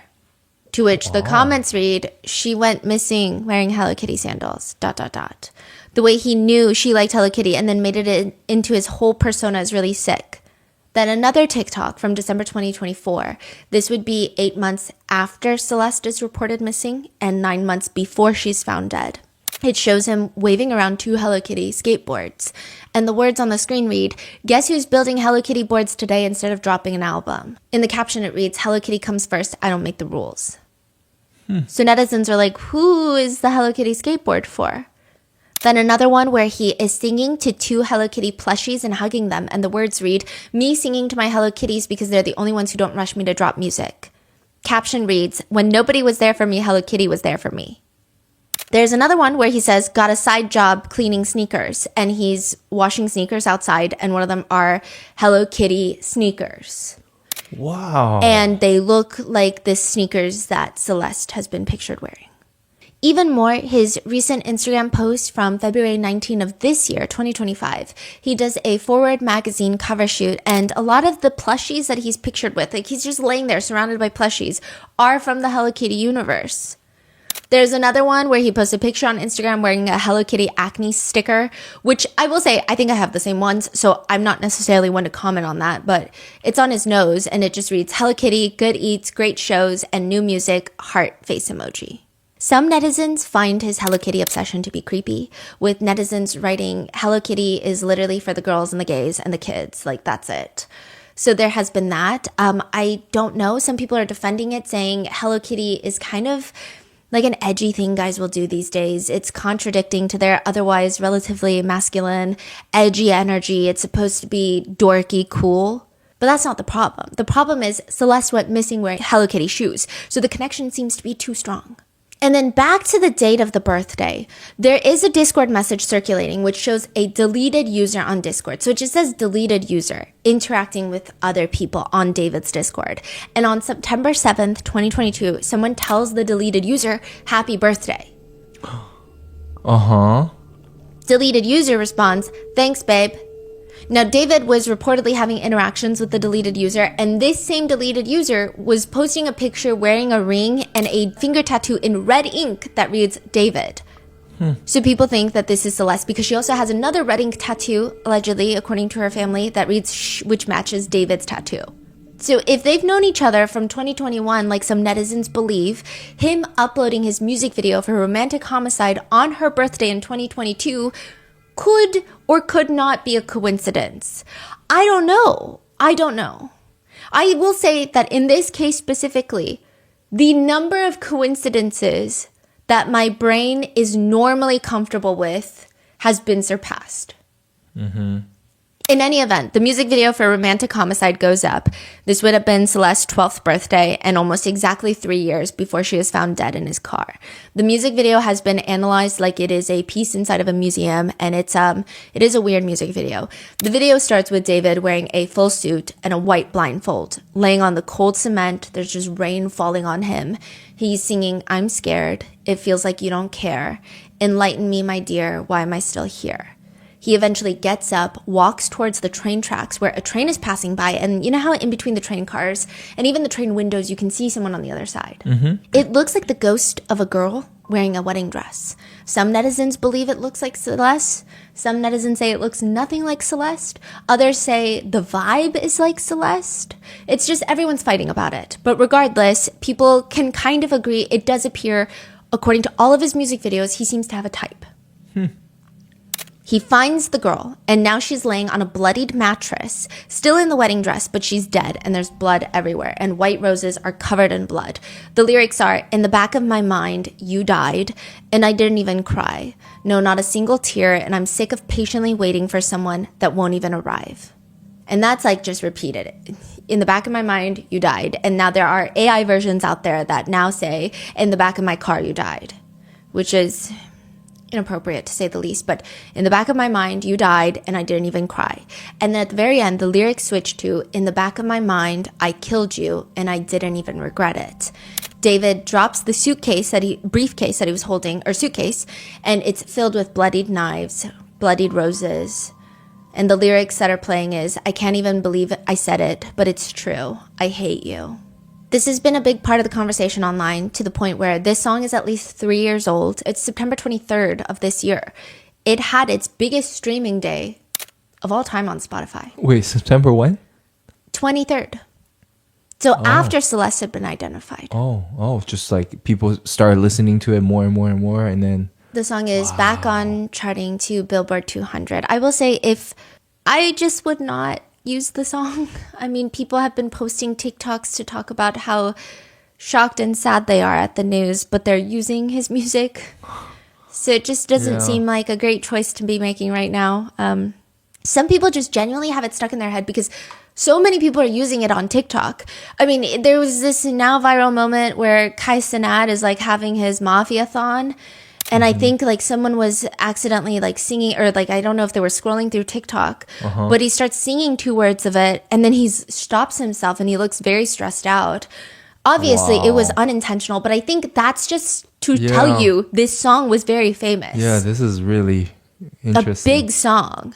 Now, there's one fan of David's who analyzed the lyrics prior to all of this happening, and he says, David constantly feels like he's the only one in a relationship. He's constantly telling his love interest that he feels unimportant and unappreciated in the relationship. One of the biggest downfalls in a relationship, if not the biggest downfall. You spend all this time dealing with people, whether it be your boyfriend, girlfriend, best friend, husband, wife, or close friend, or someone else, just to be treated like you don't even exist. It got to the point where he hated her so much that he wanted to kill her, which is a bit crazy if we're going to be real, but also kind of real if we're going to be honest. This analyzation comes before all of the recent news, so it's very interesting that this is how people have been taking the song prior to even. The host for Mahogany, a podcast, they interviewed David. This was uploaded May 9th, 2025, a few months before Celeste is found dead. He plays Romantic Homicide, the music video for David, and David says, that was a fire song. That's actually crazy. This is the first time I watched the music video all the way through in maybe a year and a half. That's nuts. He said the instrumental for Romantic Homicide just stuck with him. I sat down and I freestyled the entirety of Romantic Homicide in one take. And after I made that song, I showed it to my mother and she was like, the song's too violent. and too sad. You're not releasing it. You're not talking about killing people in your music. Not my son. And I was like, wait, I might be onto something. Netizens think that that comment is now ironic because the whole internet believes that he killed someone not just in music but in reality. But regardless, his mom is not approving, but it just makes him want to release it more. He says, whenever my mom hates something, I know it's cool. It's usually a sign that I'm supposed to do it low key. So I waited a couple of days. I was kind of contemplating. Because if she ever found the song online and it did not blow up, I'm getting my butt beat the same day. So I had to make sure that it was going to do well. David says for the music video, the blindfolded guy in the suit, aka him in a blindfold, and then sometimes him in a bloody dress shirt, is not him, it's his alter ego named Itami. He says, I had the idea to make the first music video introduce a character that I had been kind of ideating for a really long time. That's why you see him with the blindfold and the bloody shirt aesthetic and bow tie. I'm really big into anime. I'm really big into manga. And I wanted to make my own manga series at one point. I was writing a lot of poems and writing a lot of things for it. And a big part of that manga was an evil version of me named Itami, which means pain in Japanese. And he wears this blindfold. He's basically an agent of chaos and kind of my alter ego. And the story of the manga went, I was a detective and there was an evil version of myself that would come out at random times, kind of like Fight Club, Tyler Durden. He would commit the crimes that I would have to solve as the detective. So like when I was as the detective, I'd be like solving murders that I'm committing myself. And it was like a cool little story. I didn't think anything would come of it. It was in the vault for months and months and months, and I introduced it for the first time on screen. I had the opportunity with music to kind of explore this idea further. And the romantic homicide music video, and people were asking so many questions. I was like, yo, this is kind of fire. Nobody would have ever heard of it if it wasn't for the music video. But at the time, Itami was a staple of this music video, and you kind of see him throughout the entire thing. He's holding the knife, with the bloody thing. You got the girl that's basically the ghost of the person that he killed. It was his first victim in the manga, and I put it all on screen. He says he's basically the evil version of me, and he's kind of garnered this cult that follows him. He says, Itami has cult... Okay, so this is so complicated. The way that he describes it is the invisible string theory, all of chaos and evil. You know how one person is connected to everyone with red strings? Like everyone you meet in your life, you're connected to them with a red string. He's saying everything evil and chaos, all is connected to Itami. And so he has all these members of his cult that just are agents of chaos. Okay. And he says that's like one big element of his music. Another one is the Bloody Rose aesthetic. He says that was birthed in the romantic homicide music video as well, which is beautiful. The idea that beautiful things can hurt you with the stems, having thorns on them. That became my entire aesthetic for the rest of time. I kind of still, even to this day, use that Bloody Rose to kind of show how beautiful things can hurt you even through music. You see fans pulling up to the shows in the bloody shirts and blindfolds, so it's becoming a little movement. And I'm glad it's kind of coming to fruition.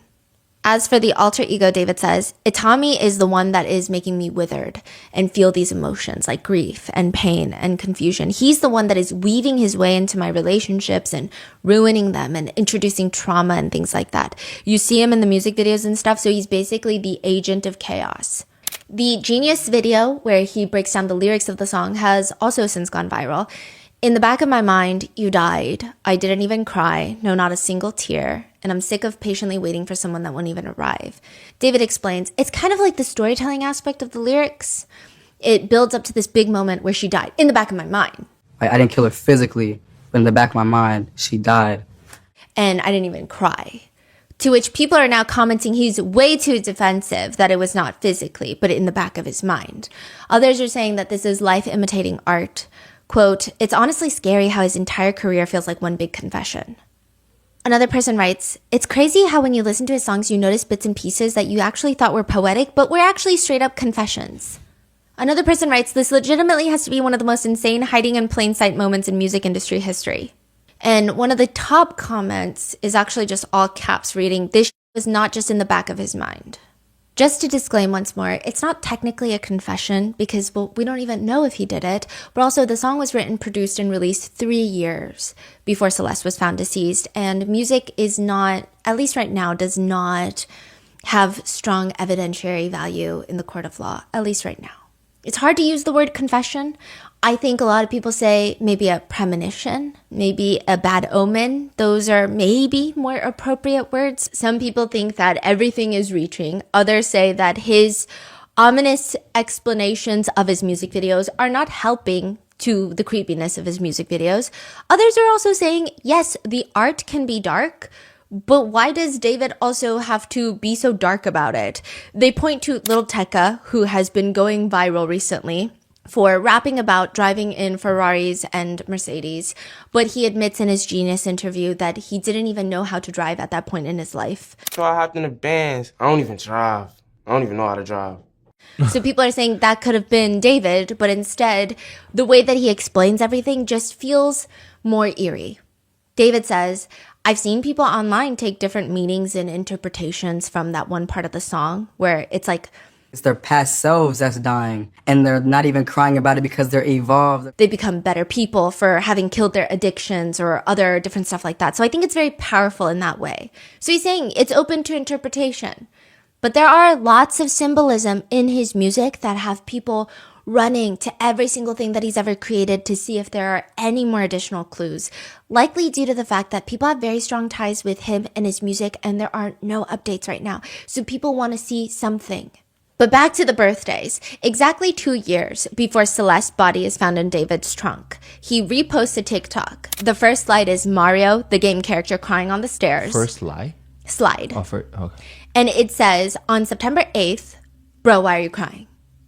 You swipe. The next slide is 3 hands holding roses and rose petals.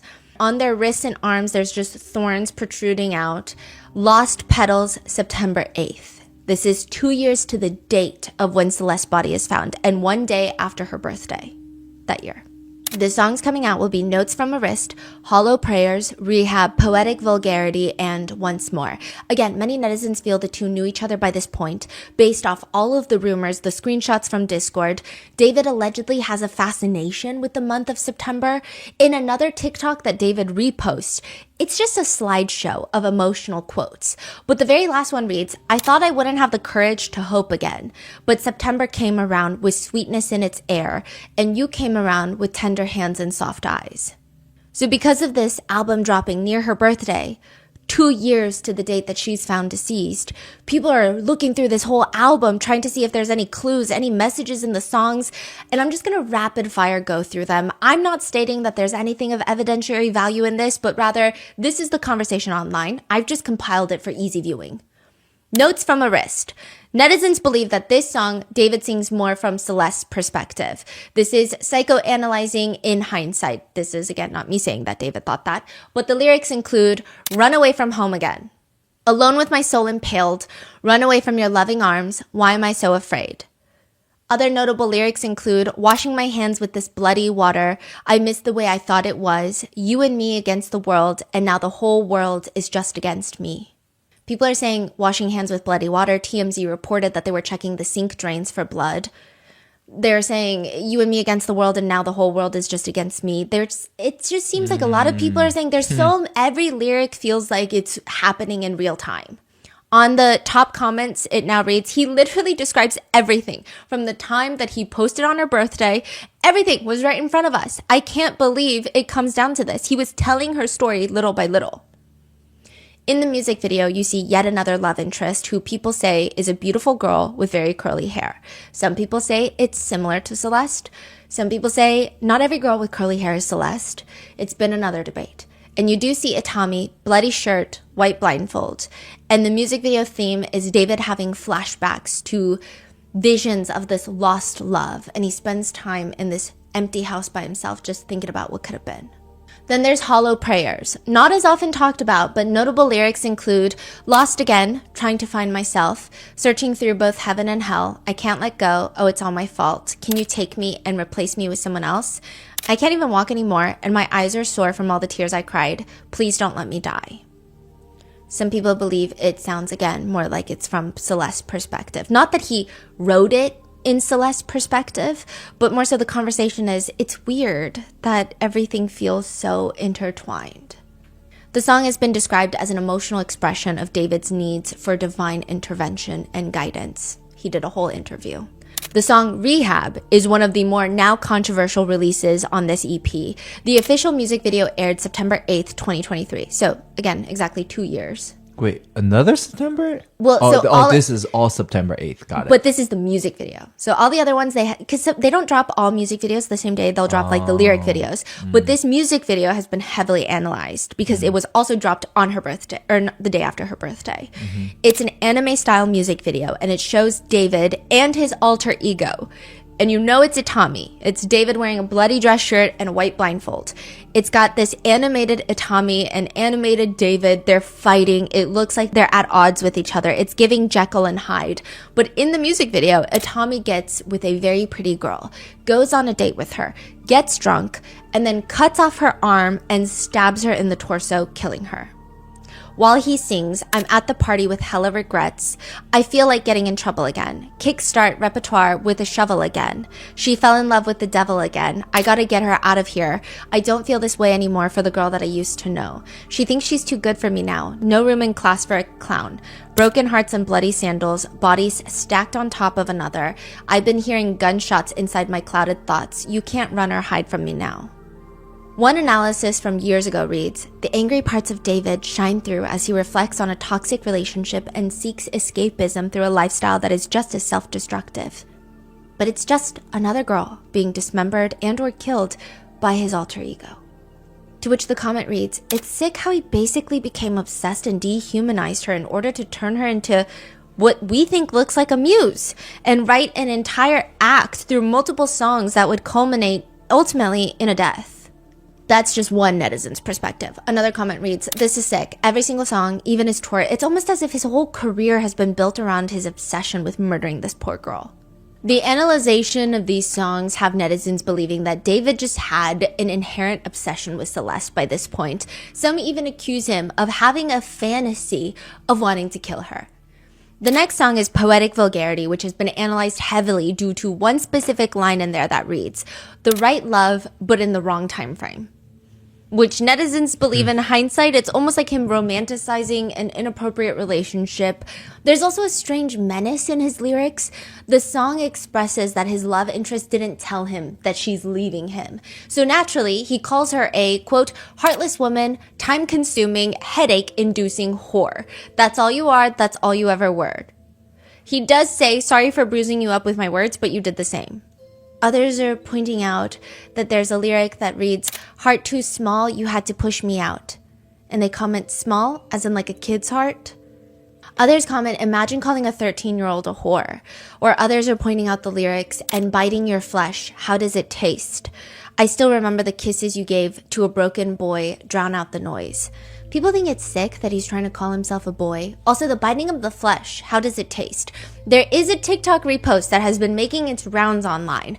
It's a screenshot. A repost is, David did not post it himself, but he saw it on his feed and then he reposted it. So it's not like he created this message, but it's a screenshot of a text message where one person writes, imagine we were two cannibals in the late 80s who randomly met and then we fell in love and tried to be better and start a life together. Then you died and I ate your bones and all. The other party responds, ... what the fuck is wrong with you? The comment on that one now is, David's lawyer is going to be struggling. Or, she wasn't found complete, which again has been the alternating theories right now. And then another comment, yeah, he did it, bruh. Another comment reads, help, I stalked too far, now I feel like a witness. Which you could argue, perhaps, maybe it was an accidental repost. But then in another interview, he is asked, if you could describe yourself as pizza, what would you be? Ooh, pineapple.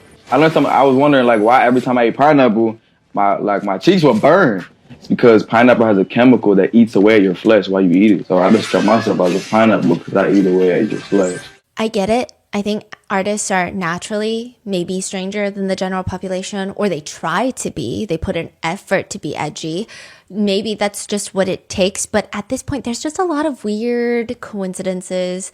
There's just too many connections. Not saying he's connected to the death, but there's a lot. The top comment now reads, bro, this will be evidence in the courts, which is debatable. But the next song is Once More. This is the last song on this EP. The melody is soft, sweet, even retrospective. But again, it is all about heartbreak. Lyrics read, I love you, 3 words I don't say anymore. Picking my mind up off the floor. Will I put it back in my skull? No, not ever, because you said we were forever. That's some fable. I can't move on. The top comment now reads, so he killed her for trying to move on from him? She was finally outgrowing him and he couldn't deal with it? This all comes out the day after her birthday. Coincidence or not, it's up to you, but adding more to the birthday coincidences. David's last Instagram post is from September 7th, 2025. 1 day before her body is found, on her, what was supposed to be her 15th birthday. The post is him promoting his Withered Deluxe album, which was scheduled to be out September 19th, which is 2 days after her body is identified. It has since been pulled. The deluxe album is not out. The original Withered album is out. But he writes in the caption, every song written exclusively by me on my phone, baby. This is a passion project I put together to make sure I didn't lose the raw emotional weight my music carries and how much it means to you all. Thank you to all my friends who collaborated with me on this. Everyone ate their verses up. Heart, heart, heart. So are people reading too much into it or not? I feel like that's something only time will tell. If David is found guilty, then everyone will agree, no, we were not reading too much into it. We, as in collective internet. If he's not arrested, if there is evidence that comes out that shows that he's not connected, which at this point in time, it seems like it would have to be the most insane explanation. It would have to be like the most even crazier than what's already happening. And what's already happening is already so bizarre that I don't know if my mind can even comprehend what possibly could be the explanation. But if that were the case, then yes, people are going to think that, oh my gosh, the internet overreacts. They were reading way too much into it. They need to go touch some grass. So it's just only time will tell. But to give you some full context, in an interview, David says his mom was confused how he's coming up with all these lyrics because he's dropping a song a week at one point. She's asking him, you're homeschooled. What do you know about love? What do you know about heartbreak? David says, I would go on Discord, I would go on Fortnite, and I would go to the squad fields. It's where you can just talk to people. And I would just let people talk to me and just tell me about their lives. I was just an open door and an open outlet for my peers and my friends to just vent to me about different things in their personal lives and stuff like that. And I would basically just take their lives, write songs about them, and write songs for them. And they didn't even know it. It was just the most beautiful thing. It's so poetic to be able to kind of take somebody's life and put that in a song and then have millions of people resonate with things that aren't even about me. So maybe we are reading too much into it. Maybe none of this has anything to do with Celeste. However, Discord is where everything is coming out. Screenshots of the past, conversations with someone who could be Celeste. There is so much happening on Discord, and even David has spoken extensively about Discord. So he talks about Discord like he's on there every day. He would tell Zach saying, like, I was streaming. I'd be like, let me get on Discord. Let me invite 100 people on Discord and get on a video call and let's all listen to my album together. He says sometimes, like, I guess the most important part is that my Discord likes it. My Discord is my core fan base. You know, if someone's not vibing with someone in Discord, I'll be like, I sneak it in the Discord and leak it myself. He says, that's why I use Discord so much. That's why I'm on Instagram and TikTok so much, because the people that are listening to my music are the ones that are going to stick with me, are the ones that I want to hear feedback from. Recently, the moderator for David's Discord posted a message. We, the Discord and Twitch staff team, want to clarify what we know. Also, a lot of older people have taken this to mean that Discord and Twitch, the company, have made statements. These are like these are mods, okay? They're just like normal people that can moderate a subreddit or can moderate a Discord. They're not affiliated with the actual company. This is after everything that's happened. Okay. Yes. We, the Discord and Twitch staff team, want to clarify what we know and didn't know regarding Celeste. We were not aware of her true age or that she was a missing person. We also did not have any contact with her outside of what was public. From what was shared in David's Twitch streams and from her role in the server, we understood her to be around 18 to 19. She appeared in 2 streams, but was otherwise not active in the server, and we did not have ongoing communication with her. Most of us are not located in California, so we are not aware of any missing persons reports connected to her. The mention of her full name within the server was not seen in real time due to how fast the chat moves when David pings everyone. We no longer associate with David. We do not support his actions in any capacity. We are deeply saddened by the situation and extend our prayers to Celeste's family. May she rest in peace and may her family receive justice. This comes after Discord moderators are seen trying to purge the server of messages and pictures. What? Yeah, there was a whole thing where they're just purging messages, deleting. But I will say, in the United States, Discord does frequently cooperate with the authorities to turn over relevant data. It's definitely easier to get information in the US from Discord. Okay, so they said Celeste appeared in 2 streams? Oh yeah, we're going to be talking about that in a second. Oh. But there's a lot happening on the Discord, along with people alleging that from 2023, there are screenshots of the Discord chats. And they comment in 2023 that David only adds underage girls. The users are agreeing on Discord. They say, I know, right? Or commenting, I'm not joking either. Some say they're usually like 15 or 16 too. Another says, what the fuck? David's a pedo? This is from March of 2023. So this is a year before Celeste is even reported missing. There's another message of an underage girl allegedly talking to David, and he allegedly texts her, Hola. Okay, so I've been up all night thinking logically about you, work, life, relationships, and realized something that you'd agree with if you see it the way I do. Who's talking right now? David. Okay. Allegedly. Straight from my heart, I really, really, really, really love you. But I have been checking my schedule for the rest of this year and next year, and I'm barely in Texas. I believe long-distance relationships work under the right conditions, like you being able to travel with me, etc. But you're still in school. With that being said, I don't like hiding anything from anyone. I would love to have a public relationship with someone, but the way this is going, it's just we would have to be secret or something. I want you to be happy, but you still have so much left to do in these last 2 years of high school, and it may change your view on this entirely. And I would gladly wait for you if we were both in the right headspace when that time comes. I still want to be there for you, though, and talk like we did before it got complicated, LMAO. I love and care about you and need to make sure you're not alone. We are still interlinked. Wait, who is this? What is this? This is another person coming out saying that these are text messages that David had sent her and she is underage. These are text messages? Yes. And she came Posted out with them. this and that's it? Yes. Okay. Then another message. Please express yourself thoroughly. Please no okay or KK. I want to know everything going through your head. Which, if this is true, is really bad. Other girls have come out on Reddit to post screenshots of DMs on Instagram that they've received from David, allegedly. With one writing, he followed me in 2023 when I was well under the age of 18, and these are our texts. I also remember one of his friends saying in a group chat that I was in, saying all David follows are teen girls, something along the lines of that, so there must be other victims. The DMs she posts are flirtatious. Wait, 2020, when? 2022? 2023. 2023, so 2 years ago. Yes. So David was 18. Yes. But she's saying Right. she was well under the age of 18. Okay. So, I mean, if the rumors are true, he might have allegedly started talking to Celeste when she was 11. So it's not like he just turned 18 and she is about to turn 18 in 3 months. She said she's well under the age of 18. Not like 17 turning 18 in a month. Type of situation. The DMs she posts are flirtatious. David's responding to her story saying, LMAO, I swear you're shorter than me. And she responds, nah, you're mad because I guess you're real height. No, you didn't. Let me find out. You're like a... And then she responds, what you be wearing these days? It's giving Lil Uzi Vert. He says, stop. And he gets very excited when she tells him that she's going to see him perform and it's a must for her to attend his concert because he's literally on her phone case, which people comment the way he texts. So I don't know. I'm inclined to believe because I like to just believe when people are speaking out about someone, especially when they're in a position of power, especially when the people speaking out are allegedly children. It's vastly different text messages.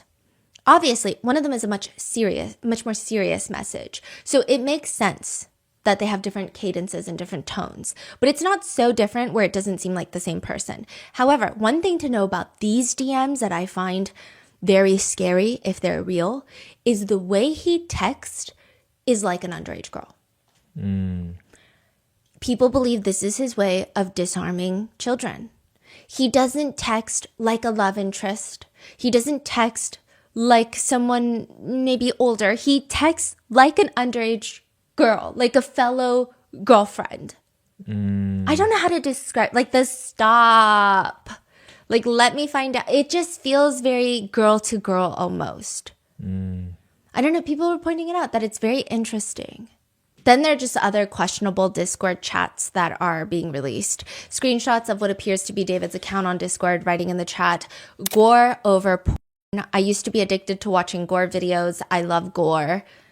But one of the more heavily talked about messages from Discord is August 15th, 2024. 4 months after Celeste is reported missing, 14 months before her body is found. Someone on the server writes, drop the song with the missing girl Celeste Rivas Hernandez, which is apparently a demo that has leaked in December of 2023. So this is not a recent posting of a song. If that were the case, a lot of people would think that it's AI generated. But this is 4 months before Celeste is reported missing. The lyrics read, so this is what it's like to not need weed to get me high. I love it when you hold me when you cry. Just because, be my Valentine, I want to make Cupid suicidal.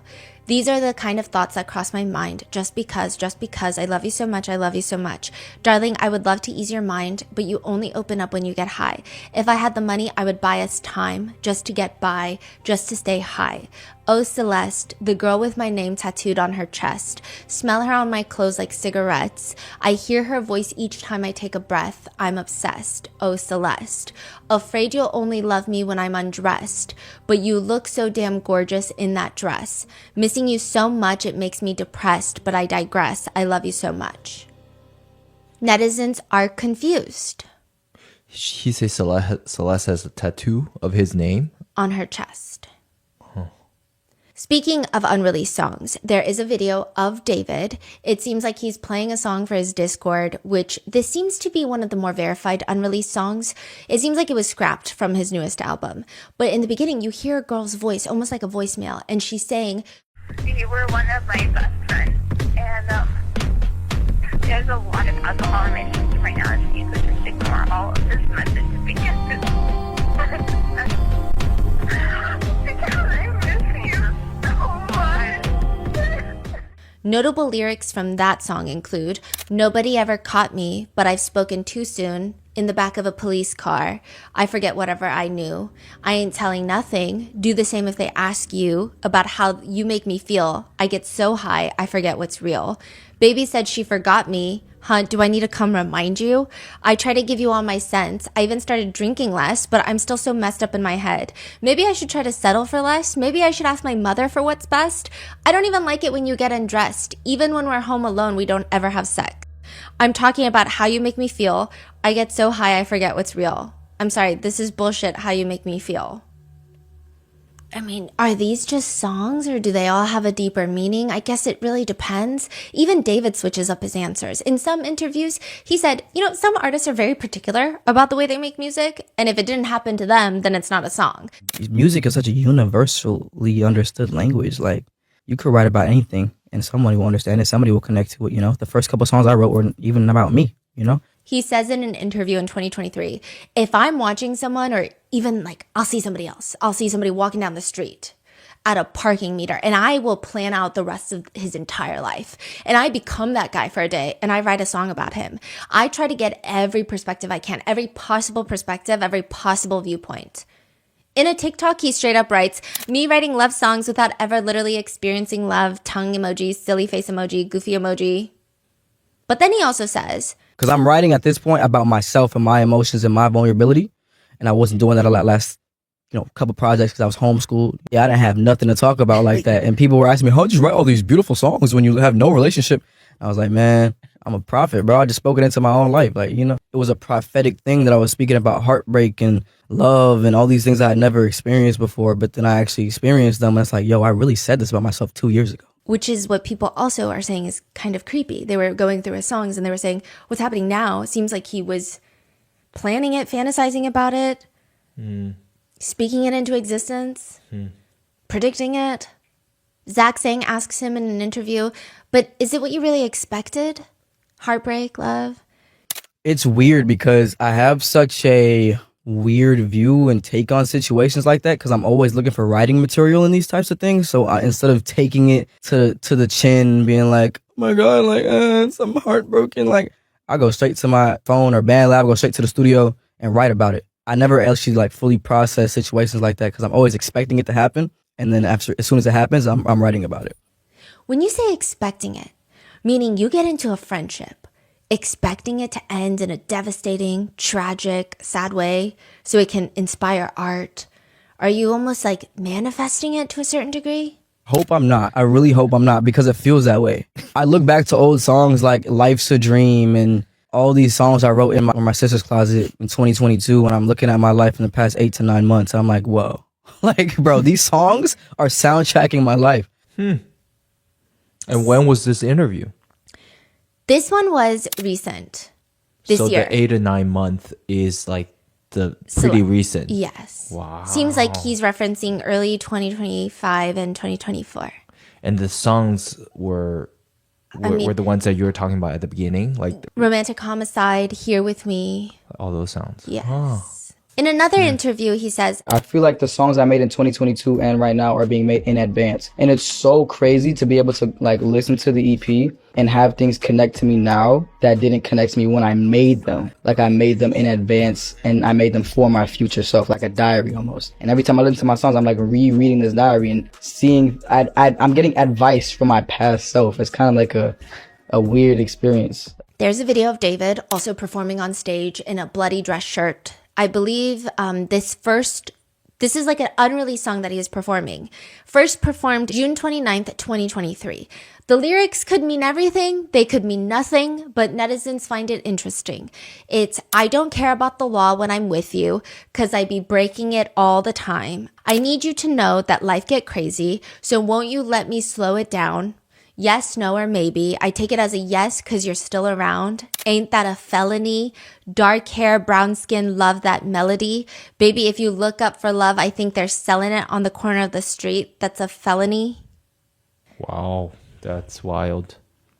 Then a new screenshot starts making its rounds from February 26, 2024, 2 months before Celeste is reported missing. On a TikTok that David posts, a user by the name of Robin comments, waiting for LAPD to get your ass for messing with a 13-year-old girl. Thumbs up emoji, cat shock emoji, cop car emoji. This is like at the time? Yes. This is on Instagram? This is on TikTok. In his comment section. This is like 2 months before Celeste is reported missing. What? So there are people already know stuff. Yes, and where are these people now? They're not speaking out, right? Not publicly. What? We don't know if they are. I mean, I think. Wow, and people couldn't find who this person is who commented it? There was another person people found, and I'm going to be talking about it later, but he felt like he heard a rumor, he repeated it, and then everyone was explaining to him it's not true, and then he felt like he was trying to ruin someone's career. He honestly felt bad about it. What? Because he was like, oh, it was like I was wrong. Turns out he doesn't believe he's wrong anymore, along with the rest of the world. But it's just wow, okay. I don't think that people had concrete evidence, and the ones that did, I don't think anyone was willing to listen to them. February 2024, Celeste would have been 13 years old. So the timeline is kind of making sense. But the more damning piece of evidence that has been circulating is a live stream of David and who appears to be Celeste. This is apparently from January 2024, 3 months before she's reported missing. It's a live stream of David and a girl sitting in a kitchen. The girl looks young. She's wearing giant oversized eyeglasses. She has curly hair. She has a hood covering most of her face. He's reading the chat out loud. Pray for his career, chat. He looks at the girl next to him and asks, are we done? Are we done? And she responds, we need to delete this. David calmly says, mods, can we delete all the VODs? And as soon as the stream ends, delete the stream too. Can we delete everything? What? We need to delete this. Mods, can we delete all VODs? And then as soon as the stream ends, delete the stream too? The girl who looks to be Celeste is rumored to be Celeste, is giggling a little bit, but it looks more like an uncomfortable giggle. But someone in the comments writes, nah, you going on Epstein list. David is dramatically saying, yo, wait. And then the girl tells him to read a separate comment because it would be mean if he doesn't answer. It's like a fan comment. It's a nice comment. And then another segment of the video, he puts his hand on the girl's shoulder and said, I media trained you. No, you didn't. That's controversial. It's controversial of kids. I'm lost. What is happening? So he's live streaming with a hooded girl that he'd never introduced who this is. We only have random snippets of this live stream. We haven't been able to find the full live stream. So no context. Nobody knows what's going on here. Yeah, it's just, we know there's, you're going on Epstein's list comment. We know that she says, is it controversial of raping kids? Because he says, I media trained you. That's controversial. No, you didn't. It's controversial of raping kids. So she's basically calling him out saying, no, you are controversial for raping kids. Basically, that's what the internet is insinuating and gathering from this live stream. She starts covering her mouth and laughing, and both of them decide they're going to get off the stream. And David ends with, delete everything, everything goes. Really good. Okay, It's been a good one. Bye, guys. Mwah, mwah, mwah, mwah, mwah. Oh my! Delete everything. Delete everything. Everything goes. And the stream ends, which feels like evidence enough that something bad is happening. And there are other sightings of what appears to be David and Celeste together, like one where he's seen with a girl wearing a Gap hoodie. Celeste's missing child poster is her wearing a Gap hoodie, the same Gap hoodie. Then video snippets of David bringing a girl to other streamers' houses. And she introduced herself as Celeste. Hi, how are you? Celeste, I've been chilling, just vibing. She's like shaking Jason DeWeen's hand and she's like, I'm Celeste, right? Hold on, okay? There are other videos of her being pulled in backstage at a concert wearing pink leggings. So now people are like, why haven't the authorities arrested him yet? Well, for one, this makes things much trickier because now there are two Celestes.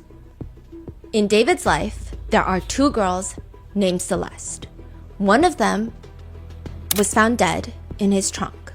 The other one is very much alive, and she is not a minor. She's an adult. She's around the same, I think a year or two older than him. And she has even changed her Instagram bio to a different Celeste. That's it. A different Celeste. Literally, quote.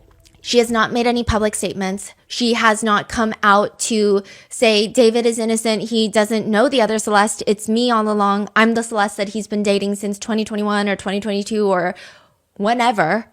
But there are two Celestes. And they were dating? That's what it seems like, or at least they're together a lot. There's lots of theories about these two Celestes.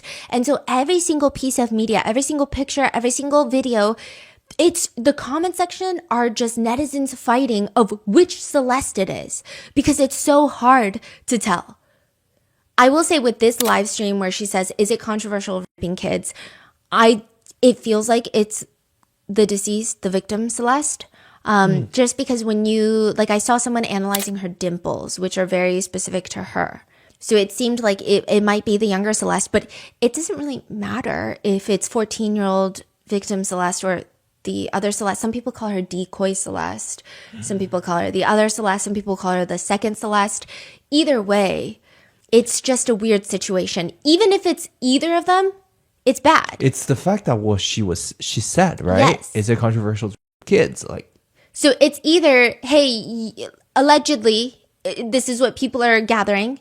It's either, hey, you did this to me. Is that controversial? Or it's, hey, you did this to kids. Is that controversial? Which either way, it's a very weird live stream that is very suspicious.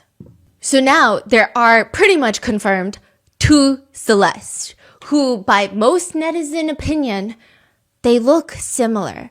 And what's even weirder is that there have been, and I'm going to break this down later, there have been, it's not confirmed, but I will say general consensus, general opinion.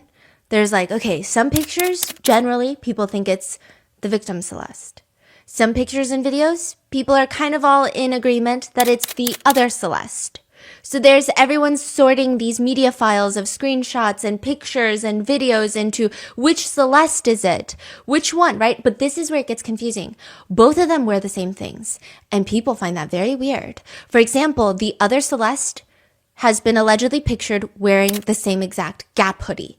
I don't know if it's the same one as in one of one, but it's the same color, same look. Wow. So I can see the conspiracy behind that. Yes. Okay. Because also another thing, right? The Celeste, it's just so tricky.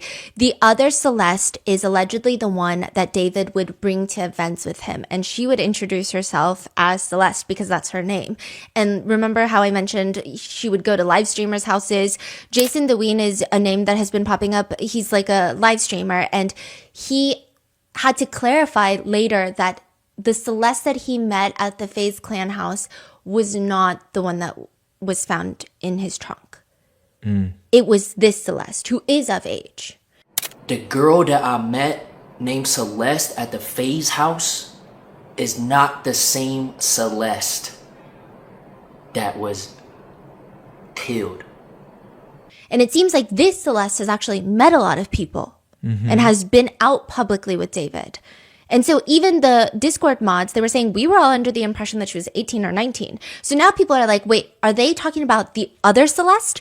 Or are they saying that they thought younger Celeste was older? Because the police have confirmed that the younger Celeste did have multiple fake IDs, which she would use to get into establishments that were 18 and up. So there are anecdotes online that are saying, I think that I met the younger Celeste, but I don't know because we were in a place where you had to be 18 and up to get in. So I assume she was not, but I don't know. Yeah, I see. So it's just very confusing, and they look similar from afar. And it almost seems like they dress similarly, whether it's on purpose or not. Wow. And it does seem like the other Celeste is more publicly out and about with David, whereas the deceased, the victim, it does feel like if they are connected, he's just hiding her. And that's why there's this one video of a girl that looks like Celeste wearing pink leggings, and she's being rushed to backstage of his concert. And she's got a hood over her head. A lot of people are in agreement that is the victim Celeste, because she seems like she's hiding. She seems like she's not trying to be seen. Yeah. Whereas the other Celeste, she's at a live streaming house, the FaZe Clan house, and she's like shaking live streamers' hands, being like, Celeste, I'm Celeste, I'm Celeste. Right. So this is online public information that David is dating Celeste or is close with this woman named Celeste. And this other Celeste is literally in every streamer's live stream. People are seeing her? Yes, there are clips of her in streamers' live streams. I see. And her name is also Celeste Which Herrera. those streams are reaching like, I don't even know, like the whole world. Versus at the concert, arguably it's more private because you get like a few thousand people versus streams, you get like the whole world. And so people are saying in the Discord chat where people are saying, oh, he has a girlfriend, her name is Celeste, she's very pretty. People don't know who that's in reference to. But then there are the ones on Discord that's like, drop the song about the missing girl, Celeste, that drops her full name and says, drop the song about her.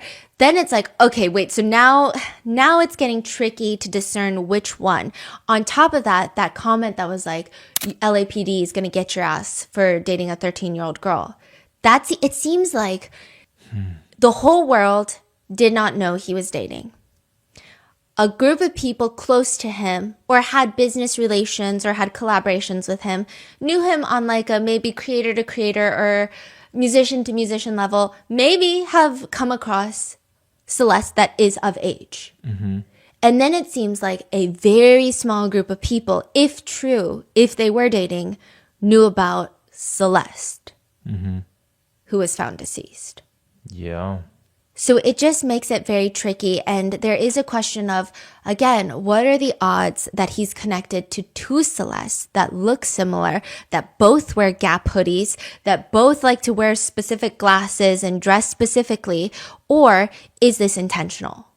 Is there any other, not girlfriend or any other woman or any... that looks similar? Or just anyone else he's allegedly dated in this period? Is there other girlfriends or... There is one friend who was spotted out with him publicly frequently, and she had to make a statement saying that she doesn't want to talk. She'll talk when she's ready, and there's just a lot going on. But people point out that she also has very curly hair and looks like Celeste. So it's just like netizens are confused. So there are conspiracies. There are theories online that he started dating another girl named Celeste that is of age, that looks like the victim, the child, Celeste, but is an adult. And so when people say, hey, you dated a minor named Celeste, he can say, no, you're mistaken. She's not a minor. She's an adult. You can check it out. You can see her ID. Her name is Celeste, and she's an adult. So those pictures are of my adult girlfriend that you just assumed was a minor. Some people think that's what was happening. That's the speculation online. And maybe it is working because the internet cannot seem to agree on multiple different videos and pictures of David and Celeste, whether or not this is the Celeste or the other Celeste. Some netizens are even wondering if maybe he's innocent because of all of this. They're saying, what if it's a setup? What if he's getting framed? What if he's only ever dated older Celeste? And all of this has been to publicly take him down and frame him for murder, which I would say would be an insane theory if true. Like, I don't even know. I feel like the odds of getting stuck in a black hole in outer space would be higher. But again, nothing is impossible. Never say never. I don't know what happened. I'm not personally involved, but it's just, it's a crazy theory. One person sums it up pretty nicely, which is, y'all keep saying it's two Celeste. The minor one was found dead in his car. Like, why are y'all trying to skip over these important details? The other Celeste isn't important right now. Because some people are using the other Celeste to say, oh, he's innocent, he's innocent. He was dating the older Celeste. But it still does not negate the fact that the young Celeste, the child, the 14-year-old girl, was found deceased in his trunk. Mm-hmm. But I think that's where I am going to leave you with this episode for today. I'm going to try and film the rest and get it up in a day or two after you're seeing this. There is so much information, such as the theories that Celeste was going to leave him, tell someone that he was grooming her, theories that Celeste was pregnant, Discord chat logs where David says that they're expecting someone, allegedly, expecting a kid, allegedly, theories that Celeste was sacrificed for fame. Just a lot of theories ranging from wholly unrealistic to plausible, and all the songs and lyrics that have been dissected and analyzed that netizens have used to support or deny those theories, because all of his songs have been analyzed, are going to be in the next video, along with netizens being upset with Celeste's family and why David hasn't been arrested yet. All of that's going to be covered, and I'm going to try to get that up for you ASAP. So with that being said, stay safe, and I will see you in the next one.